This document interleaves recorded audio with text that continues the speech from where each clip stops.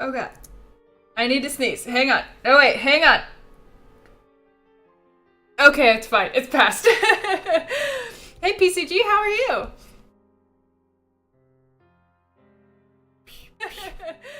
Hey PCG, how are you? I heard me. It's gone though, I'm gone. Hello. Boop. Hey Negapol, hey Cece. How are y'all doing? Today, on this fine, beautiful, the last cool day in Seattle for a week. Whoa! Oh, PCG! Thank you so much. That's really sweet of you. Welcome to the fold? What do I say to people who... What do I say? Whoa! Oh, thank you, Kaipon. What do I say if you've already been in the fold? Welcome back to the fold? Thanks for your continued support. I wasn't prepared for this. You gotta play a lot of Splatoon too. I get Splatoon on Tuesday. Ah! Oh my god. What happened? Oh, thank you, MJ. MJ has donated $5 and says, have fun, good night. Whoa! And CC2. Thank you so much. It's really sweet of you. Thank you. Also, thank you, MJ. I'm sorry that you won't be able to watch the streams anymore since they're happening, like, at nighttime now. But thank you. That's very nice of you. Good evening. I will just keep saying thank you. That's all that I can do, I think. That's my only solution to this problem. Hello, Lily. Also, hello, Torrigon. You subscribed also while I wasn't here. Thank you for doing that. Hey, Meerkat.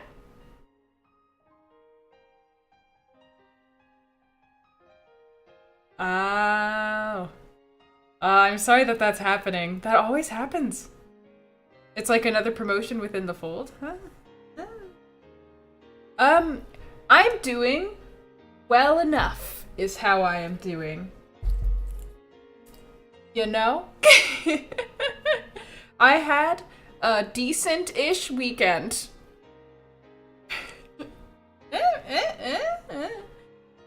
You'd probably run out of which magical terms. You could be like, congratulations on your... Welcome to... You are now an alchemist. That's the closest thing I got. That's okay. Thank you anyways, Tori. Yeah. Basically, it's like... I get chronic fatigue because of the illness that I have. And like...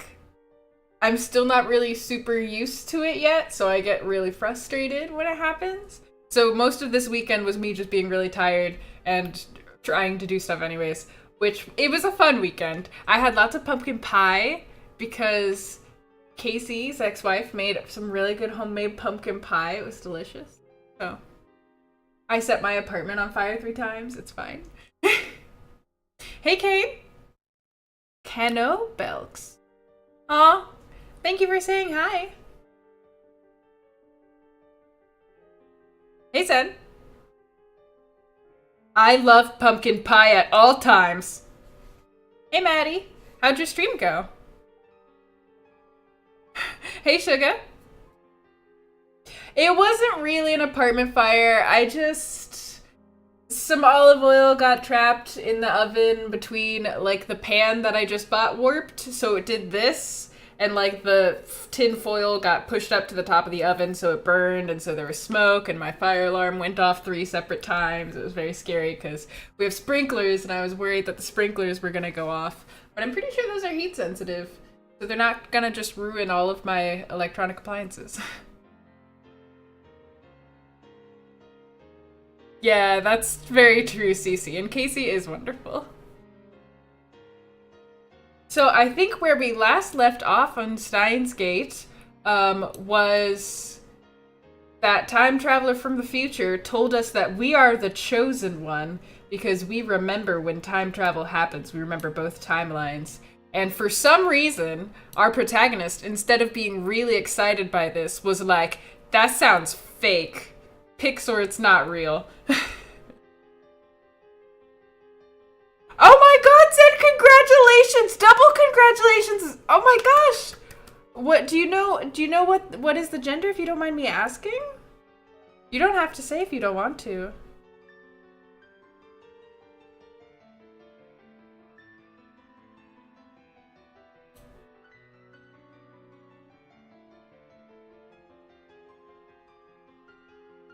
I love Fluffy. Yay! Also, I called it. Where's my bet money? I need it. Congratulations. That's so exciting. Oh my god. That's crazy. So many big things. Oh. Congratulations. I'm very excited for you. Also, we decided to date Luca. Yeah? Right, so this is literally where we stopped off, was the dude called us a messiah, and we went, what? No, we can't be a messiah. We are not a messiah. Are we a messiah? No, we can't be a messiah. That sounds not... Are we really a messiah? No, that sounds stupid. Messiah, noun. 1. In Christianity, a title for Jesus Christ. 2. One who brings salvation to mankind. Savior. 3. One who rescues others from peril. You know, going down the scale in order of prestige. Salvation, noun. Number 1, deliverance from pain and suffering. From Kojien Dictionary.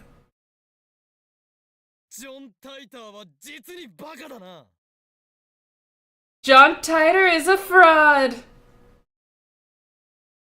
I mean, Kaipon, that is also extremely exciting.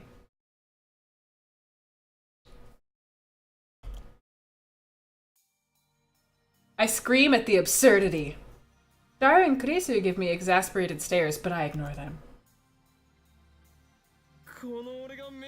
Me, the Messiah? Ludicrous. To think that I would save humanity.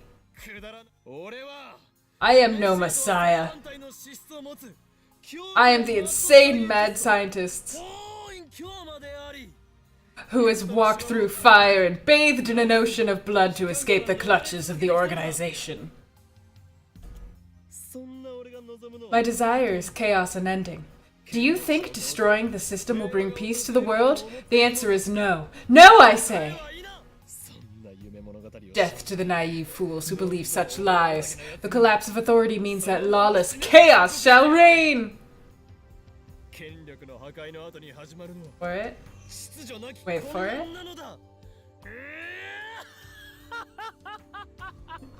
There we go. Good night, Zen. Sleep very well. Enjoy your wedding night. Makisashi? What the hell happened to Okarin? Beats me. A few hours ago, he was exchanging emails with John Titor, and then he suddenly got quiet. And then he started ranting. He's been like this for half an hour. He's been acting strange all day, don't you think? Agreed. Listen up, lab mems. It's time to resume Operation Erd. Seriously? The manager's still downstairs, you know? Hey, Nisnob!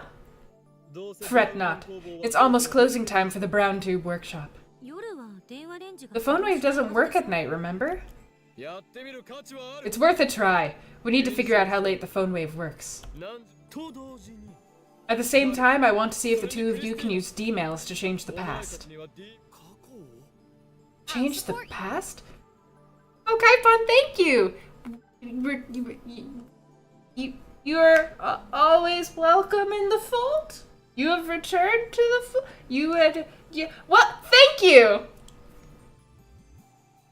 Nailed it! Change the past? Star Realm? I've never even heard of that game. I still don't believe in the many worlds interpretation or Titor's attractor field theory. Actually, I'm starting to doubt them more and more. If we want to know how the world works, we'll have to figure it out ourselves. And to do that, we need to experiment. I like stars. One thing I'm sure of is that the mass disappearance in Akiba is related to D-mail somehow, as is the strange disconnect between my memories and everyone else's.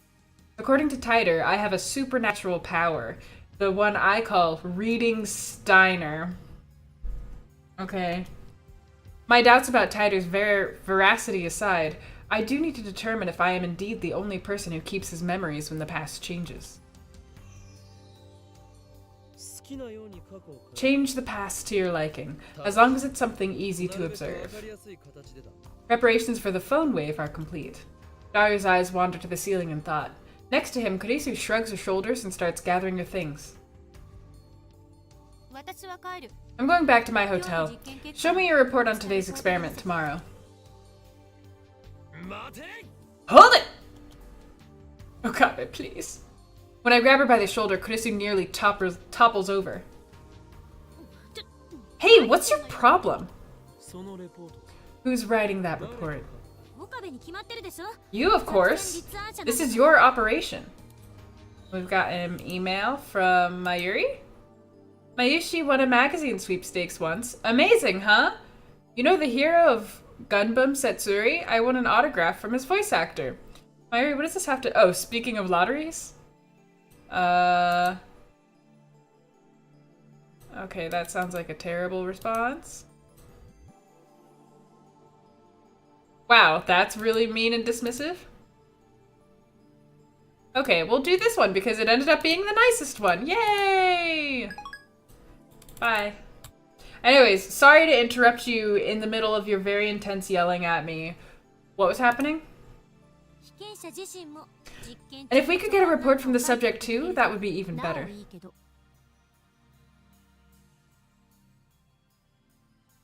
Huh.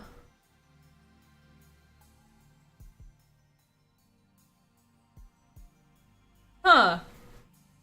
That's a little hard to picture when it's a paragraph, but I'm sure that once you play like one game, it clicks pretty easy, right? Vesu glances at Daru. Are you not interested in changing the past? What happened to your eagerness to experiment? Did you forget what I said this afternoon? I'm against it. But you were so enthusiastic when we began the experiments. You went along without a single complaint. In your dreams, maybe? I twist my lips into a grin. You're not being objective, Slepsevu. If you're going to correct yourself, at least get it right.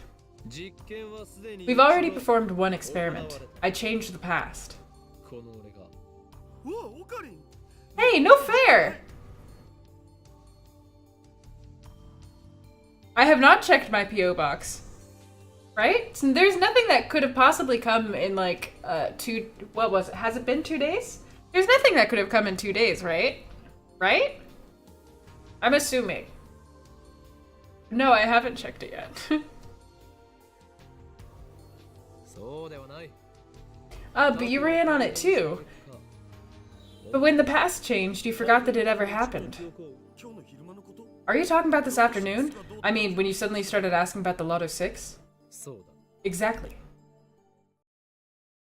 I explained what happened earlier this afternoon. Yeah, you might have, I don't know, you could have definitely explained it at the time. Just saying. You're not joking, are you? I'm serious. Seriously? One good look at my face and Daru seems to understand I'm not joking.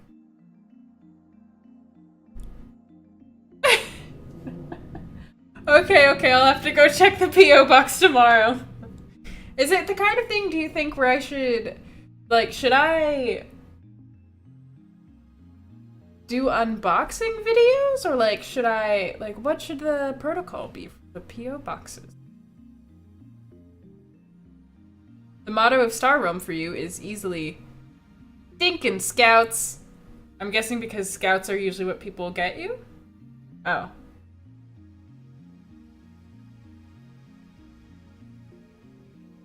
Vesu, on the other hand, has a sour look, but she's always like that. Why did everyone else lose their memories? Actually, did everyone else lose their memories? In order to find out, I need them to perform the same experiment. Okay, there's one thing about the past I definitely want to change. Daru is quick to adapt, as always. We've known each other for a long time. He trusts me implicitly. Or maybe he's just being faithful to his desires. Hello, Frankie! What, are you gonna tell yourself to go on a diet? I wouldn't diet even if future me told me to. Daru tells me he wants to change the events of the Ferris Cup. I knew it! What a nerd. Of the Ferris Cup held at May Queen plus Nyan Squared a few days ago. On that day, Daru got insta-killed by Ferris in a Rhinet Access Battlers match. You're gonna change the result?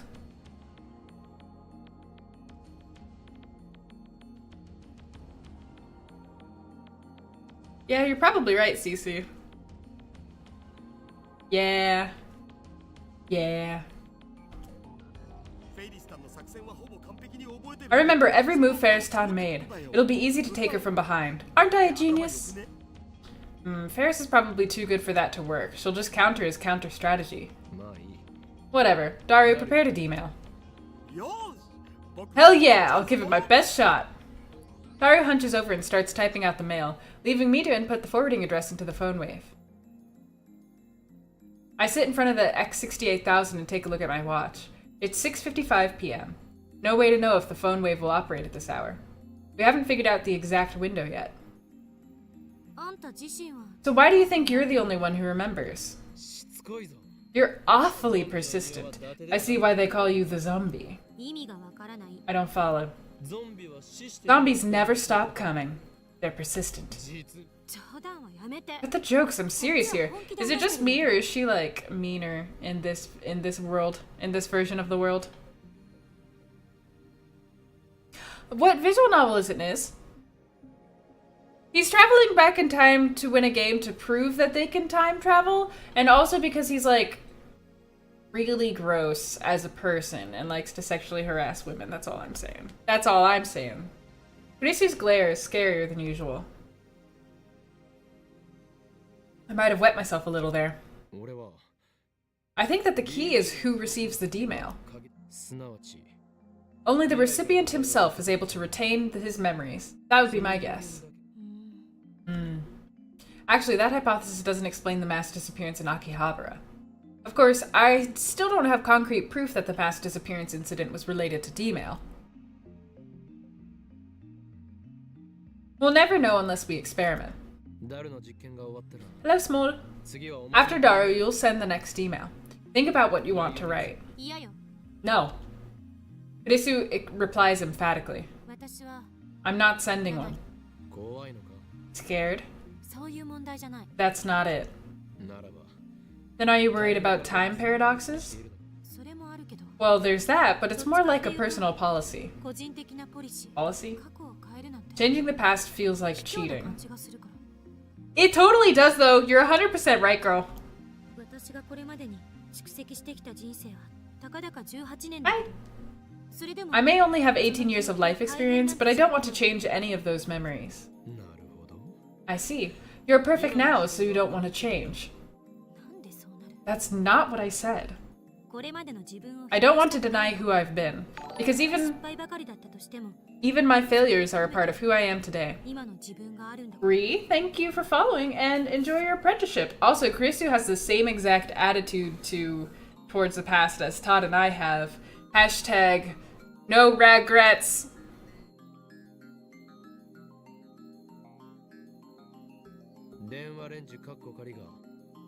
Even if we solved all of the phone wave's problems, you wouldn't use it? The Hayseed Night. Huh, I have not heard of that at all.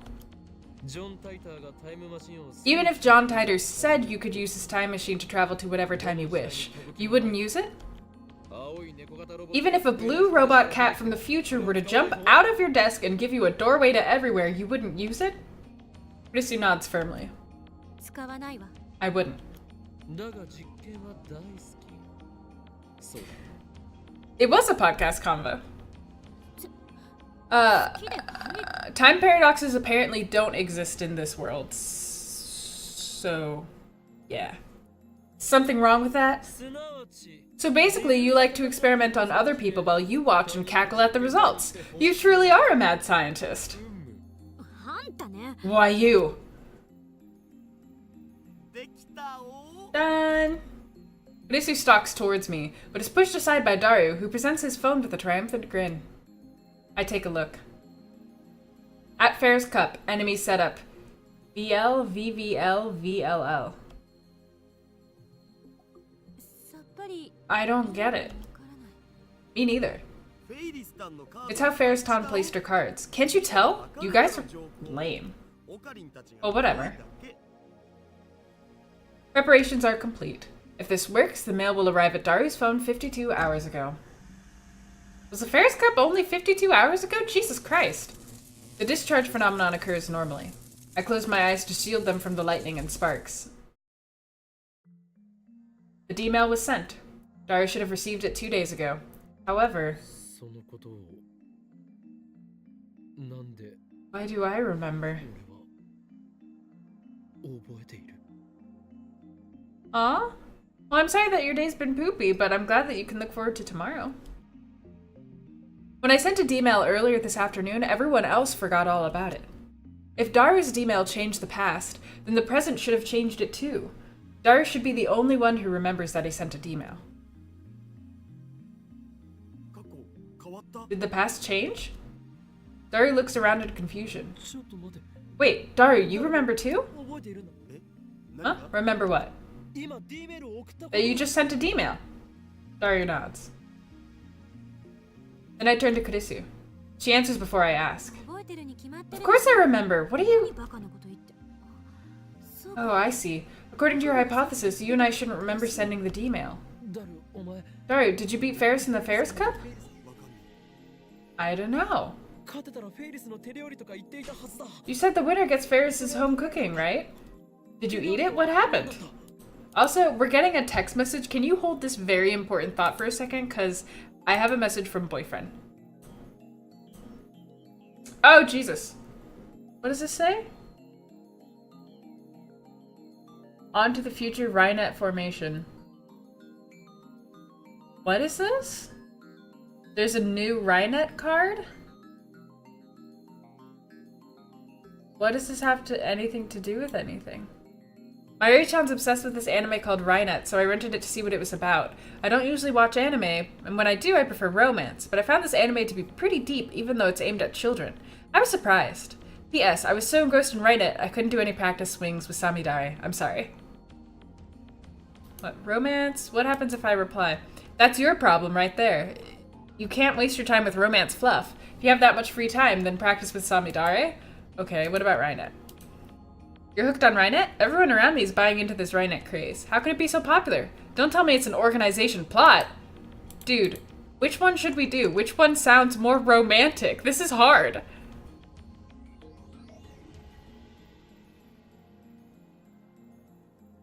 Bring a bag for the gifts. That's the nicest thing I've ever heard.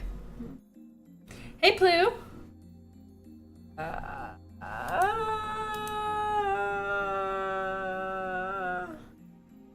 We are still trying to romance Best Boy. I mean, Rhinet seems more friendly, but also this one makes him practice with the Samidare, which is like our thing, you know? So like maybe... You think Rhinet? Don't tell me it's an organization plot. I don't know. They both end up with him being crazy. But Rhinet does seem... I don't know, guys!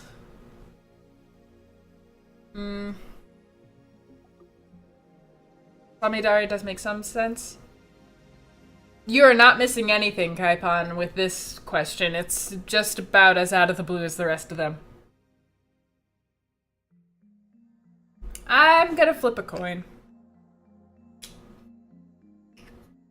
Crazy in love for you. Rhinet, I mean, maybe... Okay. Eyeball is Rhinet, Z is romance. Hey, coin. We're trying to date this boy.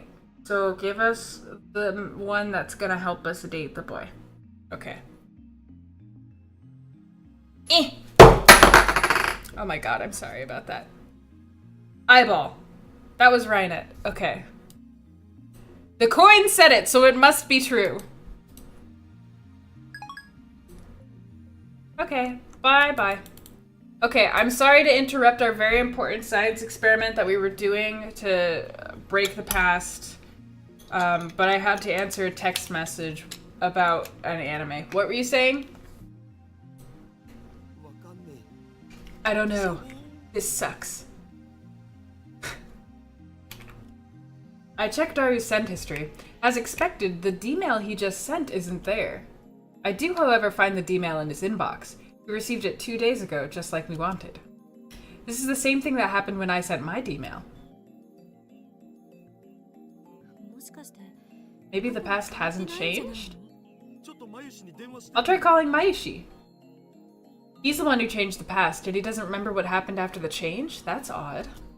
Mayushi, you're still at work, right? Is Ferris-tan there? She is? Can you ask her if I beat her in the Ferris Cup? Did I get to eat her home cooking? Who lost? I did? Oh. Barely took 5 seconds? Oh. Okay. Daru's shoulders droop as he hangs up the phone. I guess that means the past hasn't changed. Kaipon, you need to be more wholesome. Why? It changed for Okarin, right? Maybe your foolproof plan wasn't so foolproof. Like, maybe it only gave you a slight advantage. I had the same thought. Ferris is supposedly a world-class player. Daru's time travel cheat may not have been enough. Since Ferris-san defeated you anyway, the past didn't change. Yeah, but I mean, the game would have played out differently. That might not be enough to cause world-line divergence. Like Okabe said, you need to make a change that's easier to observe, or else there's no point to this experiment. Not that I approve of this experiment or anything. No, it's not over yet. I can still fight. I mean, that's okay, Kaipon. I'm just gonna, like, anytime you tell me advice on a game, I'm definitely gonna think that you're coming from unwholesome areas. Daru starts typing out another mail. One more time. I'll try sending my past self some more advice. This time something that'll ensure my victory. How about telling your past selves to wear different clothes? Yeah, how about telling your past self to get a haircut, Daru? Or to be less of a pig? Or literally anything. You really want to win that badly? More like he wants to eat Ferris's home cooking that badly. That's my final answer. Daru writes another email. I don't bother checking what it says. I won't understand anyway. We activate the phone wave and send the mail through, just like before.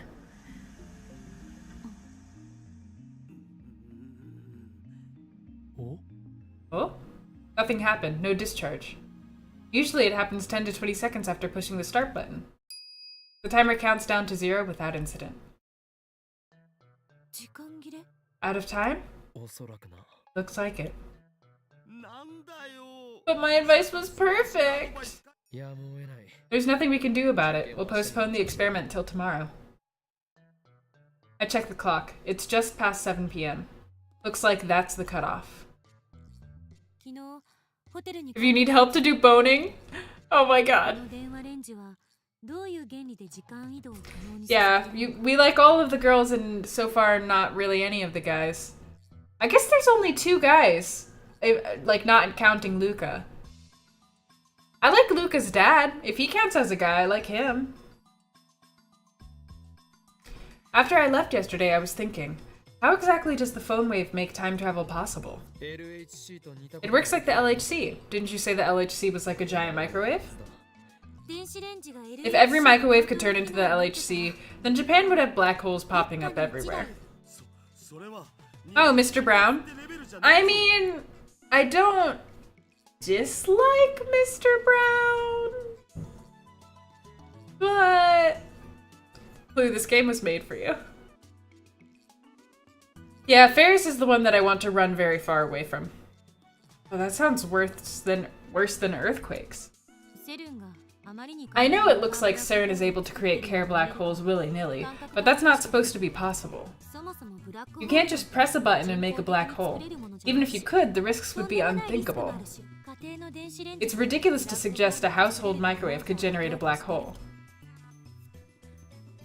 Tyder's time machine is small enough to fit inside a car, and it makes black holes. Well, that's what he said at least. Now that I'm a little skeptical of Tyder, I don't feel like bringing it up. A microwave heats water? Superpowered microwave would just heat things too fast? This one isn't superpowered, it's been altered in some way? My point is that there has to be something else going on here. Some outside source must be injecting electrons into this microwave. An outside source of electrons. What could that be? Well, I'm going back to my hotel. I've had enough of this filthy man cave. See you tomorrow. Don't forget to write that report. Gracie flings off her lab coat and hurries out the door. She was serious about the report? Maki says she's lab coat. I wonder what it smells like? God damn it, Daru! You are the worst! You are the living worst! As Daru reaches for the lab coat to smell Kurisu's lingering fragrance, I grab him by the neck and pull down hard. Thank you! God. Cut that out. If you have time to be perverted, then go think about how to change the past for tomorrow's experiment. Ah, for the first time, I kind of like Rintaro. There wasn't anything to do after Kurisu left. I tried operating the phone wave a couple more times before I went to sleep, but the discharge phenomenon simply would not occur. Yeah, Daru's the creepiest. Citrus Cat, thank you for following and enjoy your apprenticeship. Now it's the next morning and I'm sitting on the bench in front of the brown tube workshop. It's still early, but it's already blazing hot. It's as if I'm baking in the sun. Sweat is dripping off my chin. Ew. We're supposed to be experimenting today, but not a single lab mem has arrived yet. After waiting impatiently for a while, the first person I see is...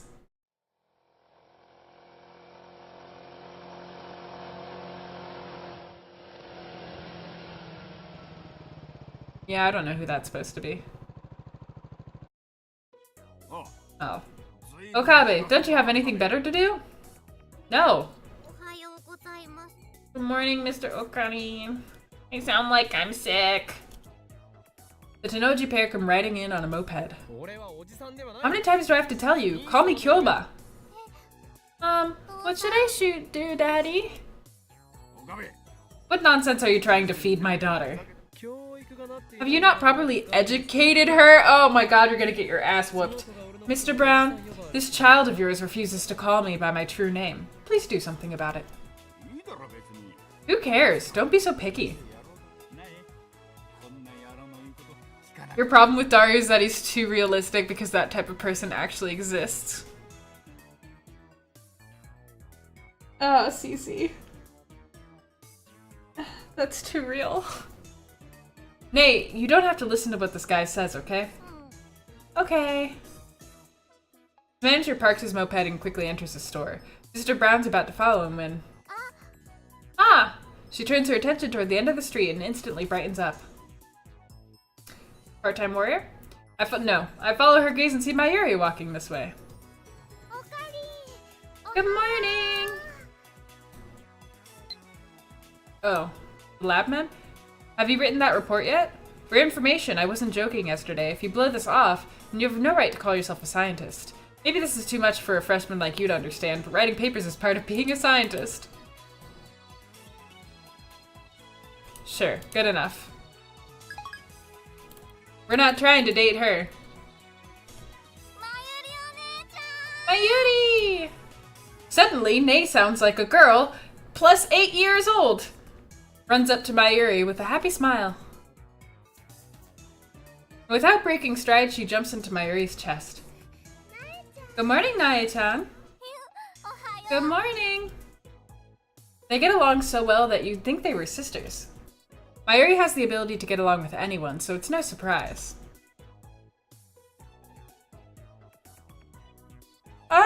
I'm pretty sure that there is one. It's not really a dating sim, but Solstice exists. And I'm pretty sure there's one that takes place in Russia, which is like the same thing.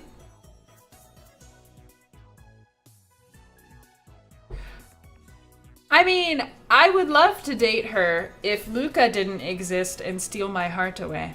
Hello, Connor. Nay avoids me and Daru, but she adores Mayuri and always goes for a flying hug whenever she gets a chance. I wonder why. Daru sometimes complains about that. Jesus fucking, I don't... Dude, if you want to get hugs from little girls, be a human worth the hugs of little girls. Call it like a decent human that's not a creepy perv, you horrifying. What a lucky girl. I wish I could jump into Mayushi's chest like that. No, wait, maybe it would be better to have Nae-san jump into my chest.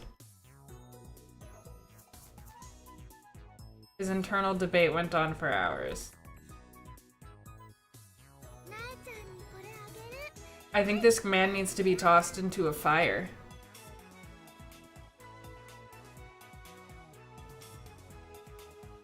This is for you, Nae-chan. Enjoy. Mayuri takes some candy out of her convenience store bag and gives it to Nae. Thank you! God, how dangerous it must be to just be a small girl in Japan. Like, what the hell? I have some for Okarin, too. She offers me some, which I silently accept. Why are you sitting out here? I'm waiting for all lab mems to assemble. Are you slacking off? Why you chipmunk? Do you have to be so blunt? Wholesome. One of these days I'll teach you to respect me. That's not how that works. Nae-chan, I'm sure Okarin's thinking about important stuff. Oh, wow! Good job, Mayuri. Okarin! It's too early to make phone wave-chan sparkle, right? Can I go nuke some yakisoba bread? We removed the door. You can't heat food in it anymore. Oh, right. That makes me sad. By the way, have you had breakfast? No? Then let's eat together. We can get the yakisoba bread cold and then heat up some canned ramen in hot water. Wanna join us, Nae-chan? I'm okay, I ate. Okay. Like two children talking to each other. Nae waves and then heads back inside the brown tube workshop. Mayuri infuriates her? Wow, those are two opposite comments that you guys just did. Lured by the prospect of canned ramen, I go inside the lab with Mayuri. The stagnant air makes the room hotter than outside. It doesn't improve much even after we open the window and turn on the fan. Daru-kun and Chris-chan are kinda late, huh? She's so slow. Mayuri is wholesome and you're not? Yeah, go ahead, Niznop. I'm always looking for new visual novels to get into. Indeed, your lack of dedication is appalling. Just then, the sound of a braking bicycle comes from downstairs. When I look out the window, I see part-time warrior arriving. She immediately notices me, looks up, and waves. What's up? Suzu-san. If it isn't she, then Mayuri. They seem to have hit it off. Like I said, Mayuri gets along with everyone. Her personality is a little too much. She's not the brightest bulb. I definitely think that while I really like Mayuri's personality, I can't hear her talk without being like male gaze. So, yeah. Okabe Rintaro, did you talk to Tyler? Maybe. I thought I dodged the question, but part-time warrior is persistent. Come on, you emailed him, didn't you? Yes, but I'm starting to doubt whether he can be trusted. What? Why? What went wrong? Why is she so flustered? It's because she's John Titor. Jesus freaking Christ. Oh, so you're a Titor otaku. I guess there's an otaku for everything. Look, it's Chris-chan. Oh, they hate each other. Mayuri leans out the window to wave her hand. Kurisu is walking towards the lab. That reminds me, doesn't Part-Time Warrior have something against Kurisu? I look at Suzuha. Oh, look at this. Is this new music or? Her expression has changed dramatically. Now she's staring at Kurisu in complete silence. She doesn't move a muscle. It's like she's trying to start a fight with her glare. Kurisu's pretty stubborn too, so she meets Suzuha glare for glare. The two of them exchange a word or two in front of the building. For a second, I'm worried that they might start throwing punches, but that doesn't happen. Chris-chan! Good morning. Good morning. What did you say to the part-timer downstairs? Kurisu shrugs her shoulders. Nothing much. I told her if she wanted to say something, she should say it. Oh my god. If you want to say something to me, go ahead and say it. Say it to my face. I don't think that's nothing. She's lucky that didn't lead to blows. What did she say? Nothing. She just groaned. I wonder what's wrong with her. I really would like to see the world... Wait a second. Wait a second. In the very beginning of this game, the first day that we played, we came across Chris killed, like stabbed. Like she'd been murdered by somebody.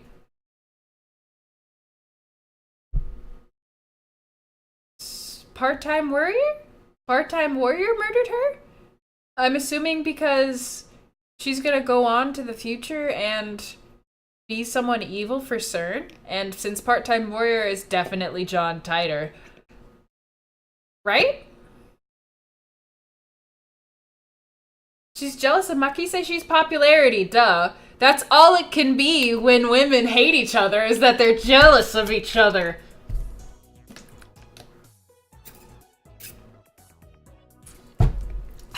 I'm fine. Okay, I'm fine. It's fine. It's fine. It's just a little bit of a berserker button. Two women don't like each other. It's definitely because one of them is jealous that the other one's getting all the male attention. Of course. There's no other answer. Women are not so smart as to get angry at each other for any reason other than male attention.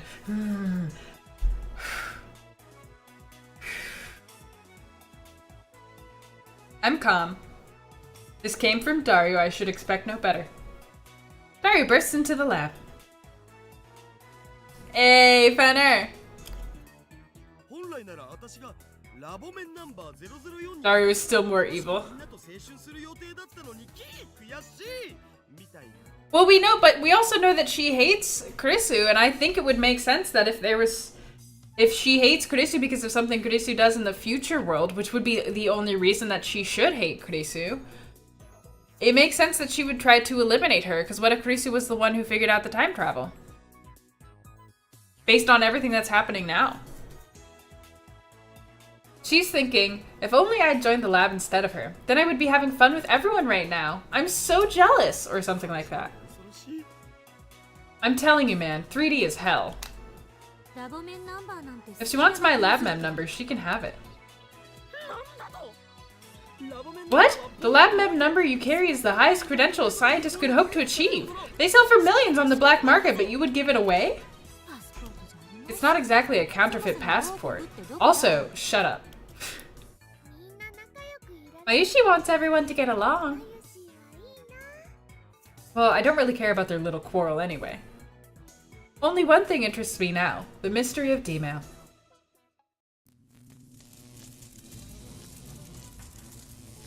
That's what I'm assuming, 2H. We begin experimenting immediately. Even though it's still morning, the electrical discharge occurs on demand. Things look favorable today. That reminds me, we haven't talked to Mr. Brown yet. Maybe we should come up with an excuse first. To be honest though, I don't care what he thinks. For we are at war. War against the organization in CERN, the dark powers that rule the world from the shadows.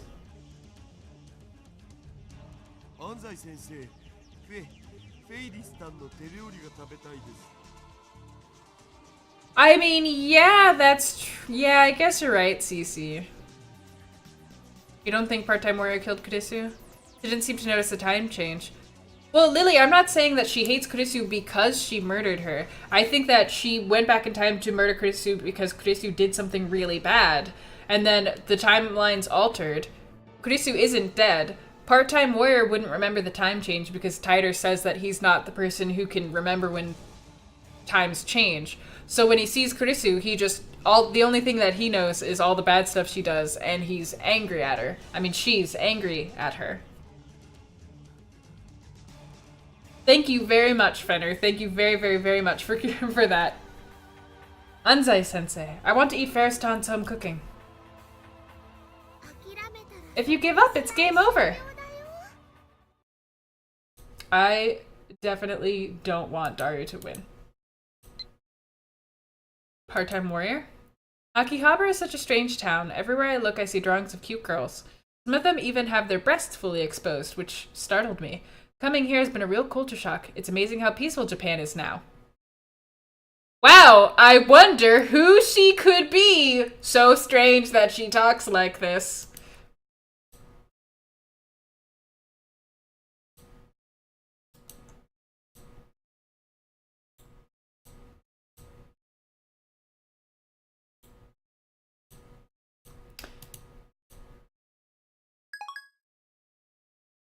Don't do that, Plu.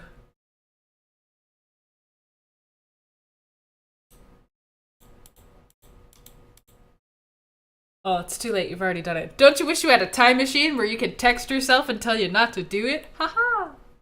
Unfortunately, Daru's second email fails to change the past. More like fortunately, this man doesn't deserve to eat any woman's home cooking. I get the feeling Rhinet matches are difficult to cheat your way out of like this. Not to mention, we're limited to 36 bytes of text. Looks like we have to give up on Daru. He's gone to drown his sorrows in the internet. Alright, so who do we experiment on? From the look on Kurisu's face, I don't think she's willing to change her policy. That leaves only one candidate.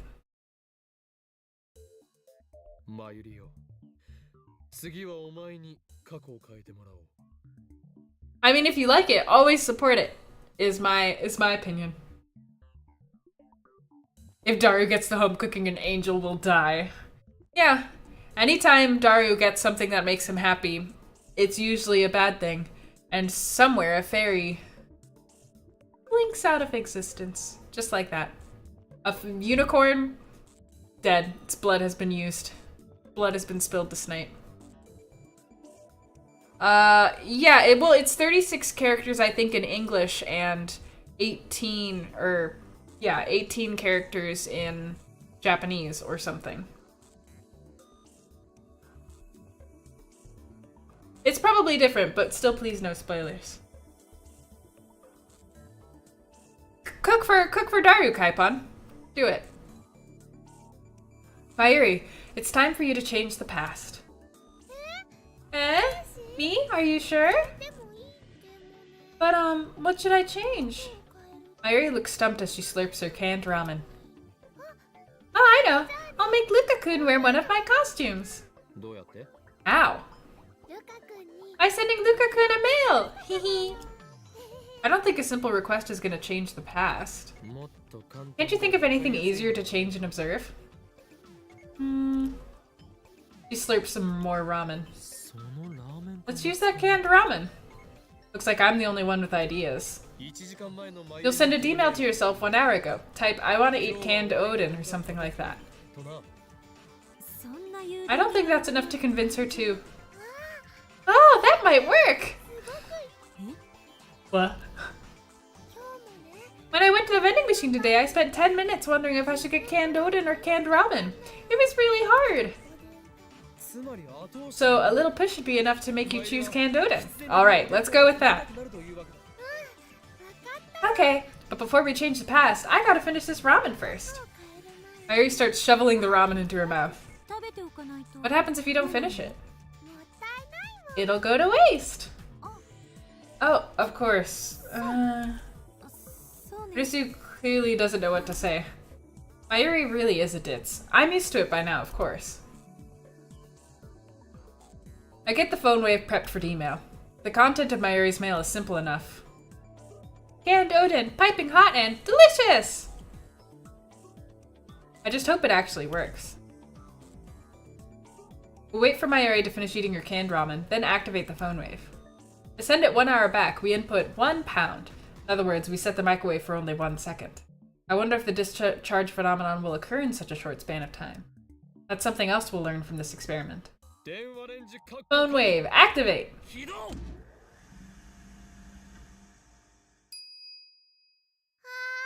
Aw, I haven't sent it yet. There wasn't enough time to blink. So 1 second isn't enough for the discharge to occur. That's what I expected, but it's good to have proof. Hey Max! What if you try warming it up beforehand? Warming it up? 1 second isn't enough, right? So just run the microwave for about 30 seconds without sending a mail. As soon as it's done, run it again with the timer set at 1 second. That should cause the discharge, right? Any basis for that? Nope. Damn. Mayuri, got anything else? Well, we could change the flavor of the rice ball I bought last night. Do you remember what kind of rice ball you ate last night? Smoked tuna! She remembers? Impressive. So let's change that to, fish eggs! Maybe we should find another test subject. Something is telling me we're going to have to look outside the lab. I go for a walk to clear my head. After lunch at King Burger, I grab a coffee at the Starbucks on the first floor of Yodobashi. I left Mayuri and the others at the lab. I need some time to get my thoughts in order. I recall what the truth is, we're just on a world line where every single popular food company changed its letter 1. I recall what happened when I sent myself the Lotto 6 numbers. The moment I sent that D-mail, I felt a strong tremor, and then the world as I knew it changed slightly. The fact that I had sent a D-mail had been undone. I know that because it disappeared from my sent history. However, it was in my inbox. The mail had definitely reached the past. What does this mean? The mail was received but never sent. Isn't that a time paradox? Is that the reason why everyone else lost their memories? Why did that happen? The butterfly effect? That's not an answer. Changing the past changed the world. Heider spoke of divergence. When divergence changes, are people's memories reconstructed to match the new world line? Yes! He has literally said that 2 separate times. Yes, that's what happens. This man is so stupid. Then how come I remember the previous world line even after the past changes? Tider also told you that. Okay. My deliberations are interrupted by an incoming mail. That is plot specific. I don't have time for this. No, dude, I'm trying to answer the mail. However, all these mails. No doubt about it, it's got to be Kiryu Moeka, the male demon known as Shining Finger. How could she be so shy in real life and so persistent in email? There's something wrong with that woman. I sigh and open my mail reluctantly. Can I send a D-mail too, please? No. Please reply. I'm a lab mem too, right? Pretty please? What? She wants to send a D-mail?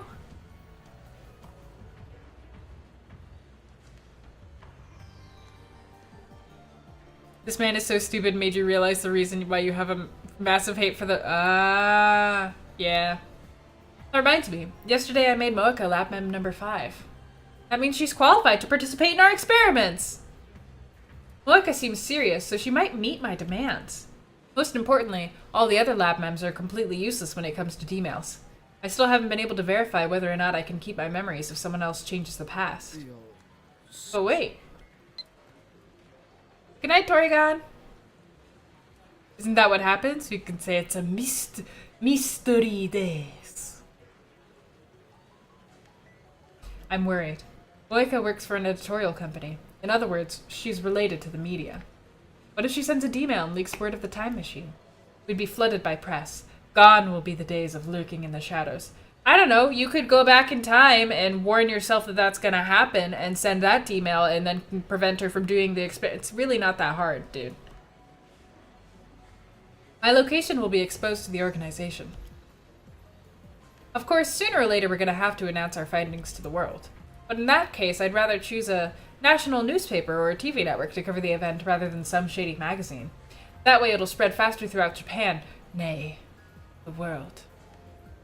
Either way, something tells me it's better not to go public through Moeka. A lab mem too, aren't I? However, Moeka is a lab mem. Yesterday, we told her everything about the phone wave and emails. Moreover, we made her one of us. It was necessary to buy her silence. Realizing that I have no reason to deny Moeka her request, I put my phone to my ear. It's me. Yeah, I have some doubts. What? You can tell by my voice? You know me too well. So about whether or not I should include Shining Finger in the phone wave experiments. What? Nonsense. You want me to offer her as a sacrifice? True, I'm prepared to make sacrifices in order to bring chaos to the world, but... No, there's no problem. I shouldn't have hesitated. Pathetic. Maybe I'm not cut out to be a mad scientist. Yeah, you might say her... I don't... Shut up! This is stupid. It's decided. I type a reply to Moeka's email. Indeed you are. Report to the lab at once. They're sending it off. I hurry back to the lab. It's Super Stomp Sisters. Yeah, it is. Also, hello, Violet. When I get back to the lab, Moeka is squatting at the bottom of the staircase. Since she's not sitting on the bench, I guess that crouching while holding her knees is this particular woman's favorite position. She's staring at her phone like usual. Once she notices me approaching, she slowly stands up. But she doesn't look at me. Thank you. For what? Oh yeah, she's talking to me through email. I know it's selfish, but I really need to send an email. I don't think you're selfish. In fact, I'm grateful for your offer.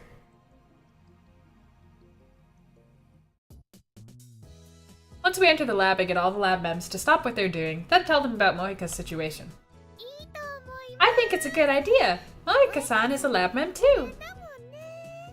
Daru and Karisu don't object either. So, what sort of mail does Kiryushi plan to send? Our request is that its contents be simple and easy to measure, so that we can confirm whether or not the past changes. A new mail. I'm sorry, there's one more thing. I want to keep my message secret. Girl...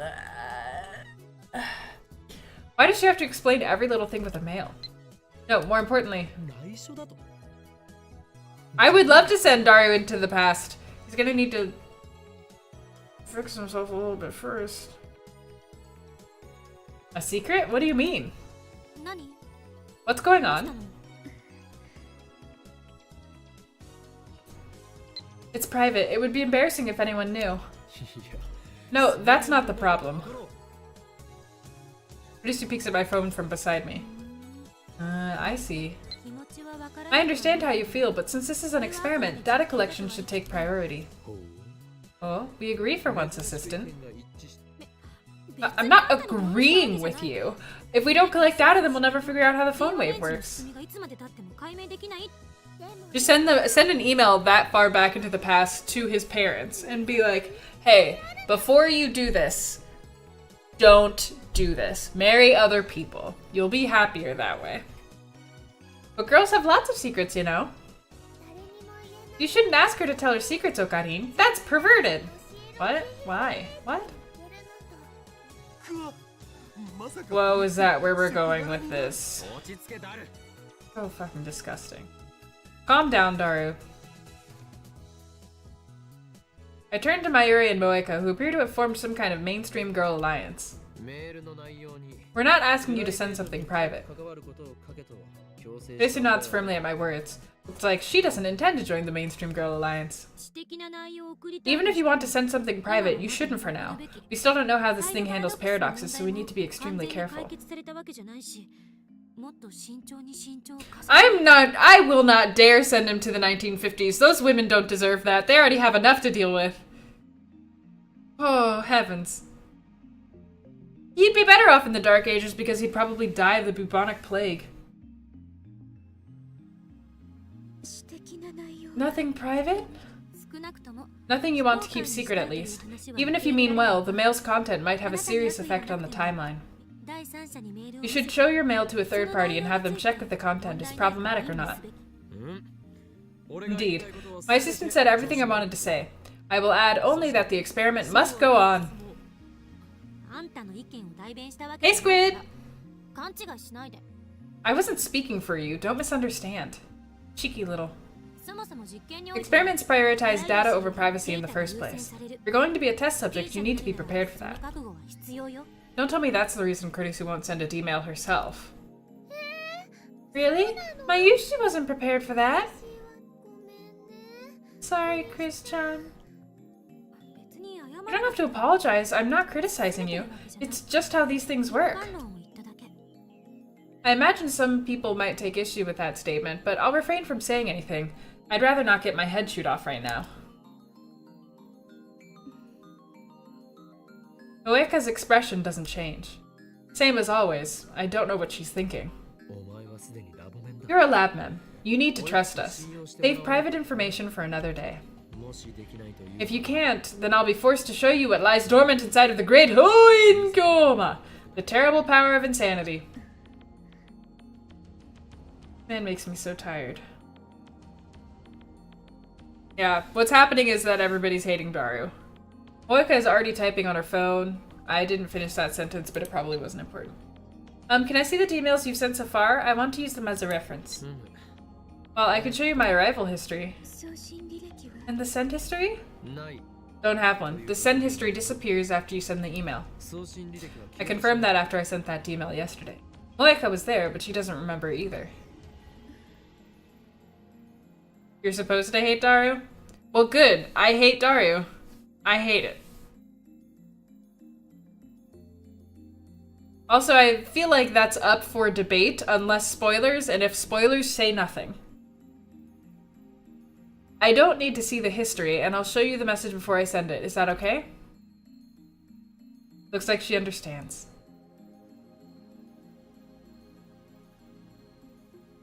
I show the mail to Kurisu, too. You don't have to if you don't want to, Moeka-san. That's supposed to be encouragement? Mayuri sounds concerned for some reason. So what you gonna send? Okarin wants us to change the past in an easy-to-measure way, but that's setting the bar way too high. Nonsense, you're all just aiming too low. I have an idea. Moeka murmurs. Oh, this could be good. Give us the details. Moeka then invokes her power once more. Ultra-fast typing, the power known as Shining Finger. About 4 days ago, I bought a new phone, but now that I've tried it, I think I should have stayed with the old one, so I want to use a D-mail to tell myself not to buy a new phone. If we do that, the phone I'm holding will change, won't it? Frozen cocktail drinks? Interesting. I've never heard of that. Frozen cocktails? Huh. Excellent, Shining Finger. You're a model lab mem. This should make it easy to tell whether the past has changed. Looks like the 3 useless members have no objections to Moeka's superior idea. He looked at Moeka's phone. It's purple and gaudy. There's no strap, and it's not like the deco phones popular among mainstream women nowadays. What's a deco phone? That sounds amazing! I want to know what a deco phone is. Cell phone with decorations on it, popular among young women. Swarovskis or rhinestones can be pasted on the phone surface for... Oh, okay. It's literally what it sounds like. Never mind.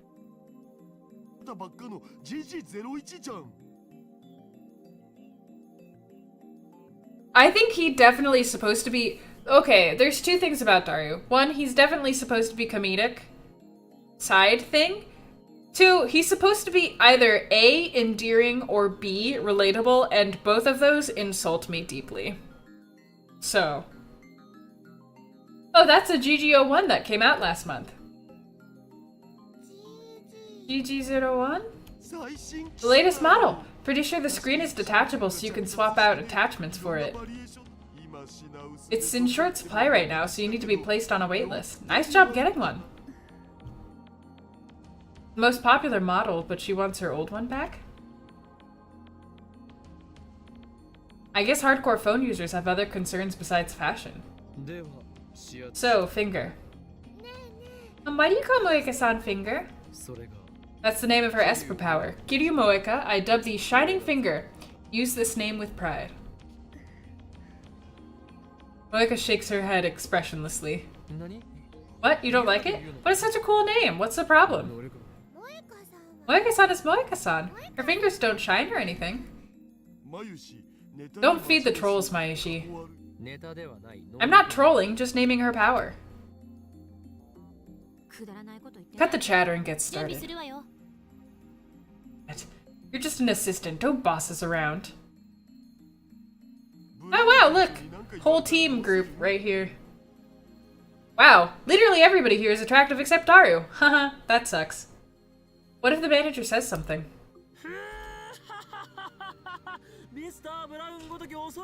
I don't think his voice fits his body right now. Don't be afraid of Mr. Brown. If he storms in yelling, I'll kick him to the curb. Seriously? Okarin, you're so cool. That's why we love you. He's just talk.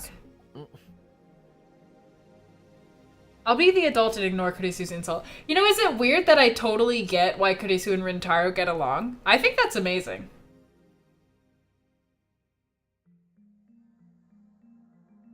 Daru has like an onion head? Yeah. Moeka has already written her 36-byte email. When I look at Moeka to see if she's ready, she nods faintly. We set the timer to 100 seconds. The email should arrive at Moeka's phone 4 days ago, July 31st. I mean, he's not necessarily good looking, but he's definitely not bad looking.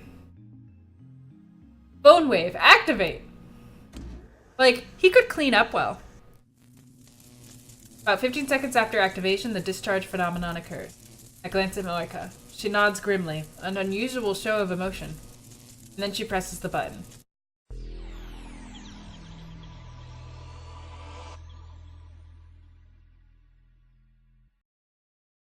The world twists into unrecognizable shapes. The floor is shaking. Or is it me? My vision blurs and loses color. The world lurches. I struggle to keep my balance. As I brace myself against further shaking, I try to analyze what I'm experiencing. This is far more intense than what happened when we sent the D-mails yesterday. And yet, I felt it before. I remember. This is what I felt right before the mass disappearance phenomenon. The shaking stops. I relax my body and look around. Has the past changed? Of course it has. That bizarre sensation just now was proof. I look around the room. The phone wave, which should have about 90 seconds left on the timer, is silent. Daru's here, Mayuri's here, Kurisu's here. Where's Moeka? Where's Shining Finger? Where'd she go? Daru and Kurisu, who are discussing something in front of the X68000, look at me strangely. Again. This feeling of wrongness. It's the same as yesterday. Shining what? Okarin, Japanese, please. I leave the development room and check the lounge, behind the sofa, in the dressing room, the bathroom, and the shower room. I look out the window at the street below, but Moeka is nowhere to be found. She's gone. Did she tell herself, don't join them, don't go look for the, just run away, these people are crazy. No way. This is exactly what happened on the streets of Akiba. Why did she disappear?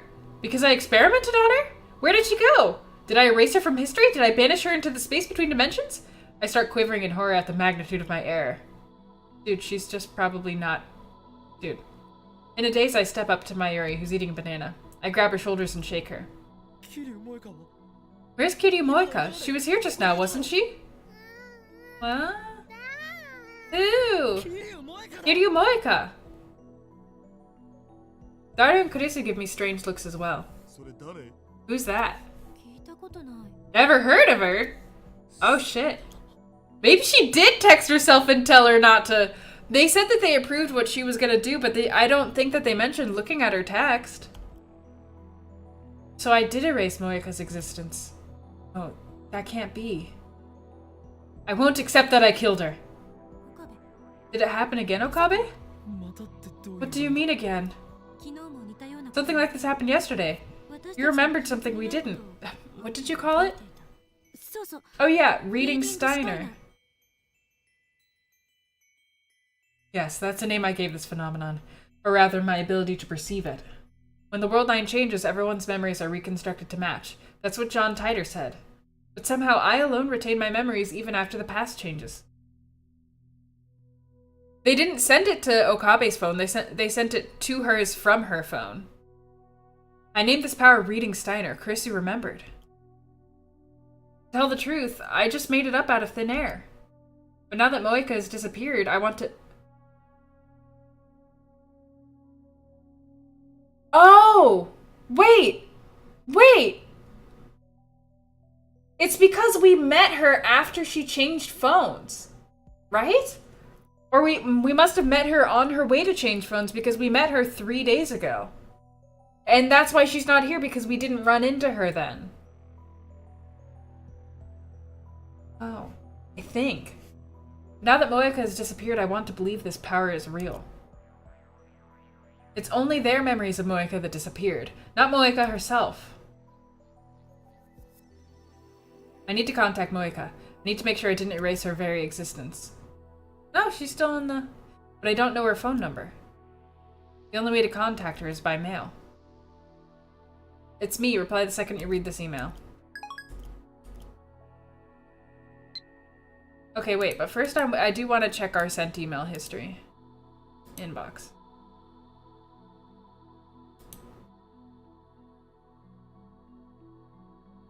Okay, so we still asked her about the... No, we did still meet her.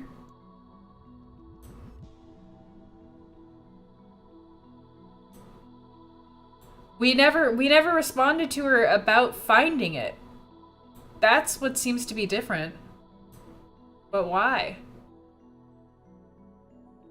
Why?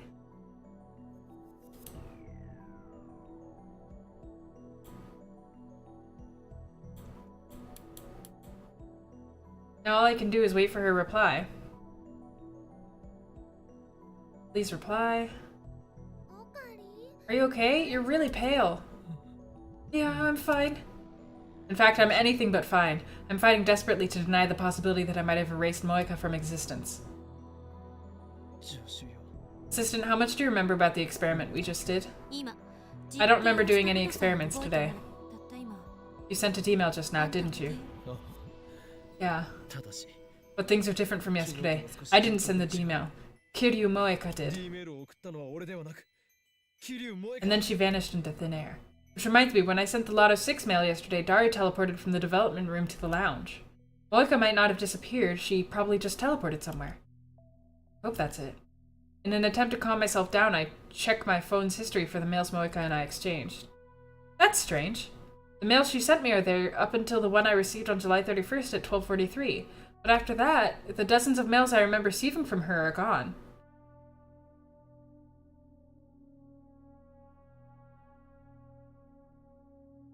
Did she get a different phone?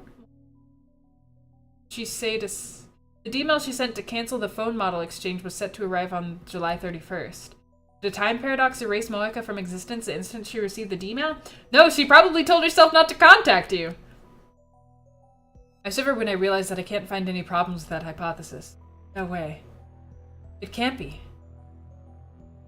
I mean, all her email said was, don't change phone models. That's harmless, right? But then... Is that what it said? What caused Moeka to disappear from this room like that? Why does it look like Moeka vanished 4 days ago? Christina, let's say a D-mail caused a time paradox. What would happen? I don't know. No one has experienced a time paradox after all. But before, didn't you say something like the world would disappear? All I said was that was one theory. Maybe nothing happens, and like in a certain movie, history gets amended to accommodate the paradox. According to Dr. Hawking's chronology protection conjecture, it's impossible to do anything that might cause a time paradox in the first place. So all we have are theories. Whoa, damn, that tea is strong. Mayoshi doesn't really understand. But we are all fine now, right? I don't think that paradox thing happened. Mayoshi doesn't know who Moeka-san is, but I'm sure she's okay too. That's Mayushi for you. A cute, dumb girl. What the fuck? Back off, Daru.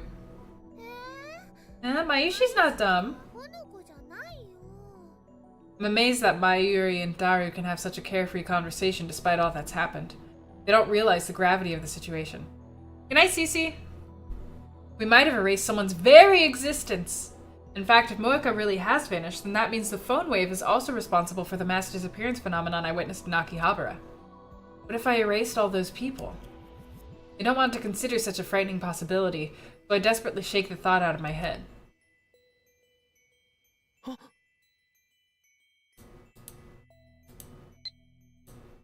What's wrong? I'm kind of busy now, sorry. I'll email you later. Huh. Well, she's not dead. My body goes limp from relief. A reply. She sent a reply. Moeka still exists. She didn't disappear. Relief washes away my fear.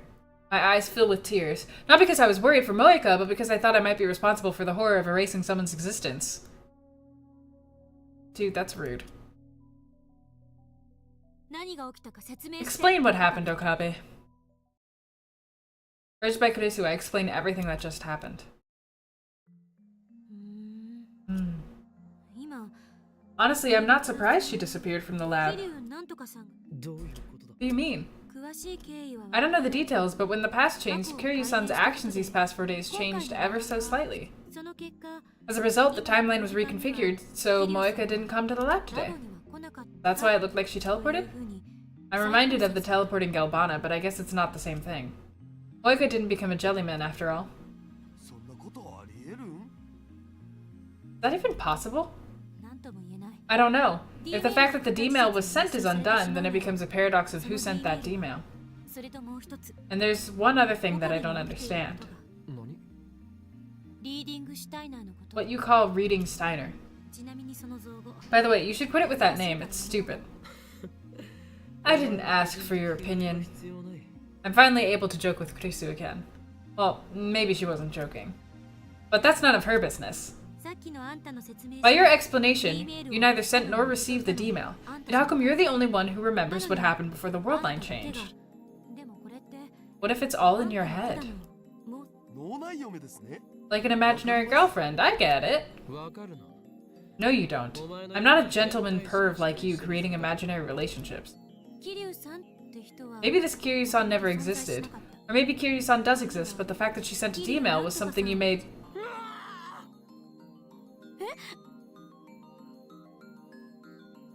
I fall to my knees and press my hand against my left eye. My left eye. Reading Steiner. It aches.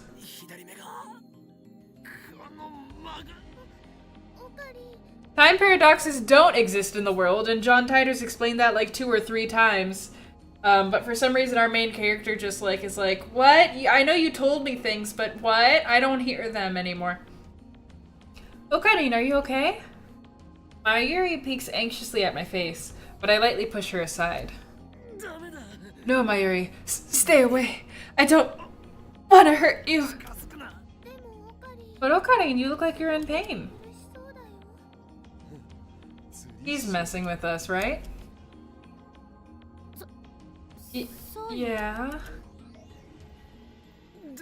I'm okay. This aching is normal. It'll end soon. As long as I have this magic eye, the organization will keep coming after me. It's the power to see across time and space, but at the same time, it's a double-edged sword. Because of this all-seeing eye, I have lost my connection to causality. I drift alone in the space between worlds. Maybe that's what Daru is there for. To make Rintaro look more palatable. But even so, I swore to protect this lab, so quiet thy fury, Reading Steiner. Your time will come, but not yet. I kneel and press my head against the floor. Then I take a deep breath and gradually remove my hand from my left eye. Mayuri rubs my back. Okarin, does it hurt? No, I'm okay now. I stand up. Then I shoot Kurisu a sharp glare. But what? That was just an act, right? You are wrong, Christina. Our experiments have already proven that my reading Steiner is genuine. Fine, I get it. You're a true Nebio patient.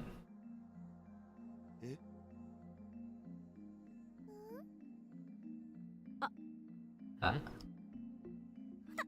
But why are you all staring at me? Don't look at me.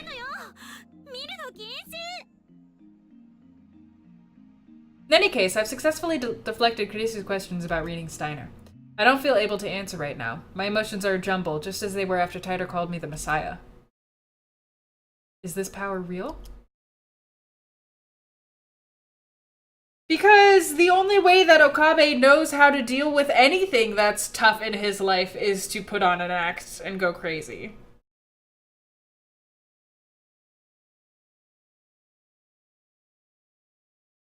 Hey, Sarah. If it is, then what does that make me?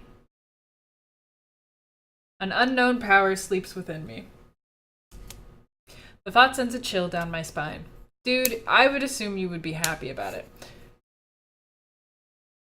I sit on the bench in front of the brown tube workshop, staring into the night sky. I try sorting out what happened this afternoon. But it's impossible. The more I think about it, the more confused I get.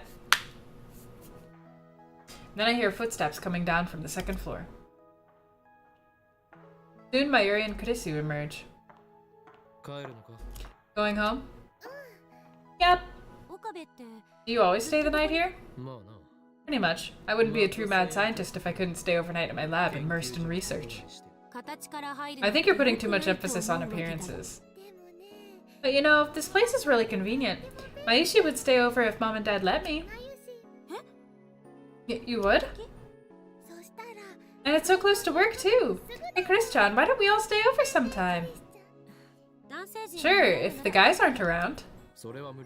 That won't happen. Why don't you come to my hotel, Mayuri-san? Oh yeah, we did make that promise, huh? And then let's do that next time. You know, it's going, sir. You can come whenever you like. See you tomorrow. Risu waves goodbye and starts walking in the opposite direction from Akihabara Station. Mayuri doesn't move from that spot. Instead, she starts doing her usual thing, Stardust handshake. She looks up to the night sky, raising her hand as if to grasp the stars. And with perfect timing, a shooting star crosses the sky.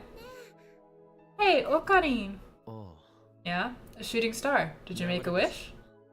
Mayuri doesn't answer. Keeps gazing at the sky. Remember how back in elementary school you got a terrible fever and stayed in bed for a month? Why are you bringing this up? It was about 10 years ago, at the turn of the century, when the world was in an uproar over Y2K. At the end of 1999, I had a fever of nearly 40 degrees Celsius that lasted about a month. I didn't recover until the new year. At least, that's what I've been told. I don't remember it myself. According to my parents, I was unconscious the whole time, tossing and turning. The doctor said it was a miracle I didn't die. Because of that fever, I didn't get to experience the Millennium Countdown event. I never figured out what caused it either.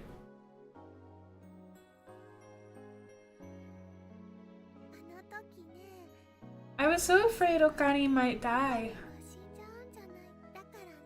So Granny and I prayed to the sky together.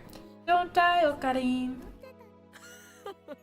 Something like that could never kill me. 10 years ago, I was already a mad scientist with an IQ of 170, equaling that of Thomas Edison. Actually, I'm not sure what Edison's IQ was. Really? That's amazing.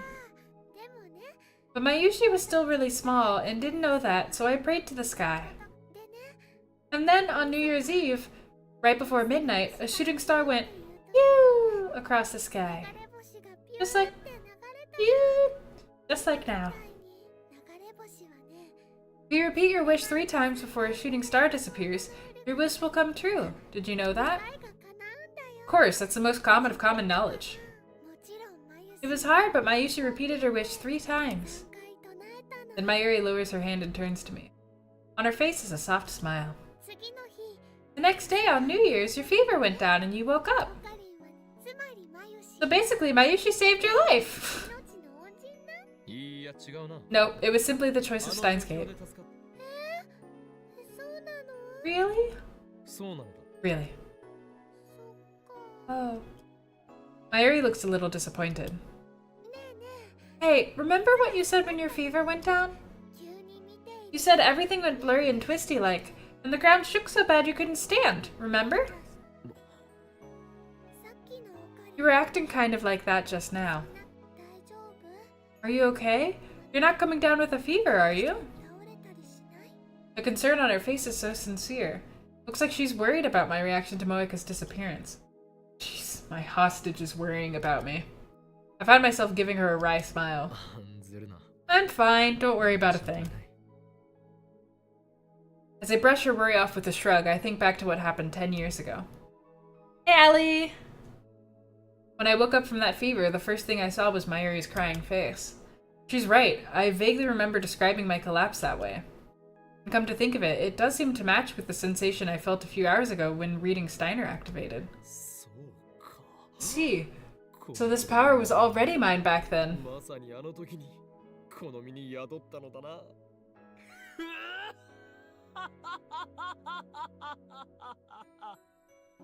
What a fucking weirdo.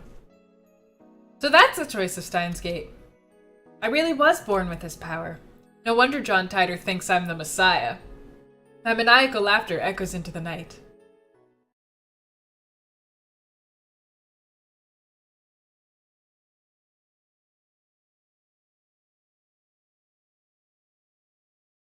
The next day, the lab gets an unusual guest. Hey! Boyfriend! I mean girlfriend! Boyfriend! Girlfriend? Help me! Pardon the intrusion. Oh, if it isn't Lukashi. Hello, Hashida-san, Okabe-san. Lukako! You don't have Demon Sword Samidare with you. What is the meaning of this? I even unsealed the treasured heirloom sword Misteltein when I heard you were coming today. I'm disappointed in you. Actually, I didn't know who was coming. I'm sorry. I'll go back and get it. No, that's okay. It was not Mistelstein's fate to encounter Samidare this day. I look out the window with an expression of melancholy. But a Japanese sword and a cursed sword from Norse mythology are so mismatched it's not even funny. Do we even have a sword here? What should I... Lukako, though you are my disciple, you still lack dedication. I'm sorry. At this rate, it will take some time before you can be useful. By the way, why not join our lab? Me? Lukako looks at me blankly. But I'm clumsy and I'm not good at science or engineering. I'll probably just get in your way. Do you really want me? Don't sweat it. Mayuri's the same. We'd love to have you, Lukako. But you know, if Lukako-kun's gonna be a lab mem, then Mayushi has one condition for Okarin. Don't tease Lukako-kun. Mayuri forces her way between us as if to protect Lukako. She's the one who called Lukako here. They're classmates. And today, Lukako-kun is Mayushi's guest. He came for a fitting session, so don't get in our way. Luka does have such a great aesthetic. Luka's so pretty. But Mayuri-chan, I don't really want to cosplay. Can it really just be a fitting session? Yup, we're just making sure the size matches. Looks like Mayuri forced him to come. As far as she's concerned, pretty boys exist only to make her cosplay fantasies come true. Ta-da! Mayuri shows off the costume she made. This is a costume of Kirari-chan from Rainet. Is it just my imagination, or is that outfit pretty skimpy? I don't know if it's his first time seeing it, but Lukako just stares at the costume dumbfounded. Anyway, I'd say it's about 70% complete, but I want Lukako-kun to try it on now. Try it? On? Here? Lukako glances at me and Daru, then looks down to hide a blush. I can't. Please? Here's where I, as Lukako's master, ought to help out. Listen, my pupil. To change your clothes is to change your very being. This costume might help you grow stronger. Put it on at once. You're on our side? I just can't wear something so embarrassing. It's only embarrassing because you think it is. That's right, I'm sure you'll be really cute. Besides, Mayuri worked very hard to make this costume so you could wear it. She sacrificed her sleeping time, her favorite banana nourishment time, and her juicy chicken #1 time just so she could sew and sew and sew. You can't let effort like that go to waste. That's true, but... The good-natured Lukako is already bending to the power of my words. Come on, Luka-kun, transform!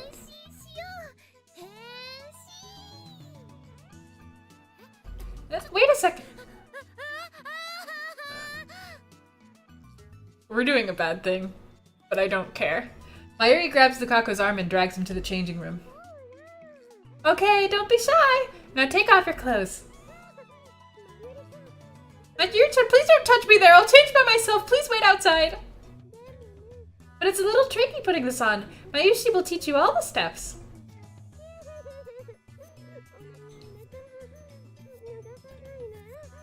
Oh my god. It's so Yuri. That's not Yuri. Lukako's a guy.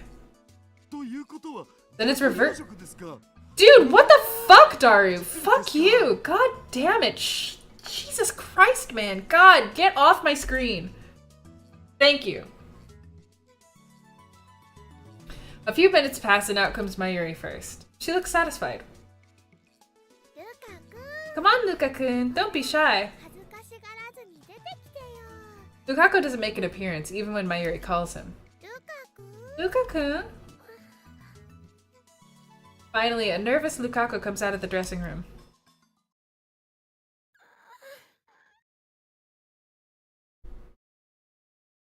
This is so for the male gaze. I mean, this is a game designed for men. Men, how do you like it? Lukako looks like he's about to cry. I can already see the tears forming. Definitely for men. I don't think the game does. Isn't that skirt a little too short? Those bare legs are truly captive. Wait, oh god, oh god! I'm looking at a guy's legs. What the hell am I saying? Why are his legs shaved? What's going on here, Lukako? Luka-kun finally wore one of my outfits.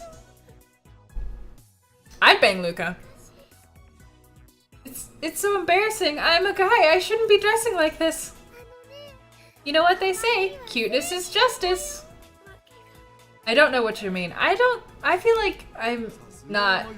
I feel like the portion of my life where I was comfortable with weird Japanese things has surpassed me. And now I only like cute and wholesome Japanese things and not perverted Japanese things. Although I don't know if I ever liked perverted Japanese things. Excellent work as usual. The clothes and the model bring out the best in each other. As far as 3D goes, Ferris Town is supreme, but Lukashi almost makes me want to become a low angler. Oh, do I make the mistake of looking up what that is? I take it back. It was a mistake. We don't care.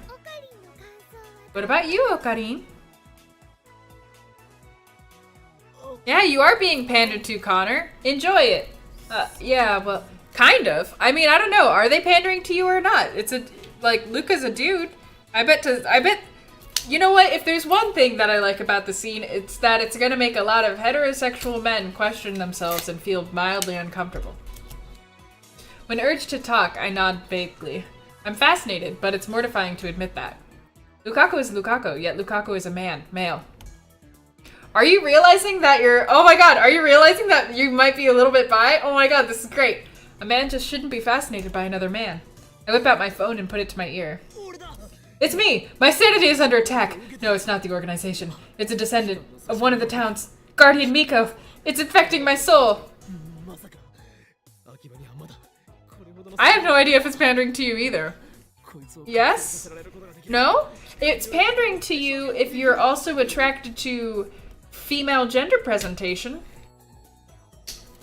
To think, Akiba had such a powerful guardian. If we can harness this power, we can counteract the organization's corrupting influence.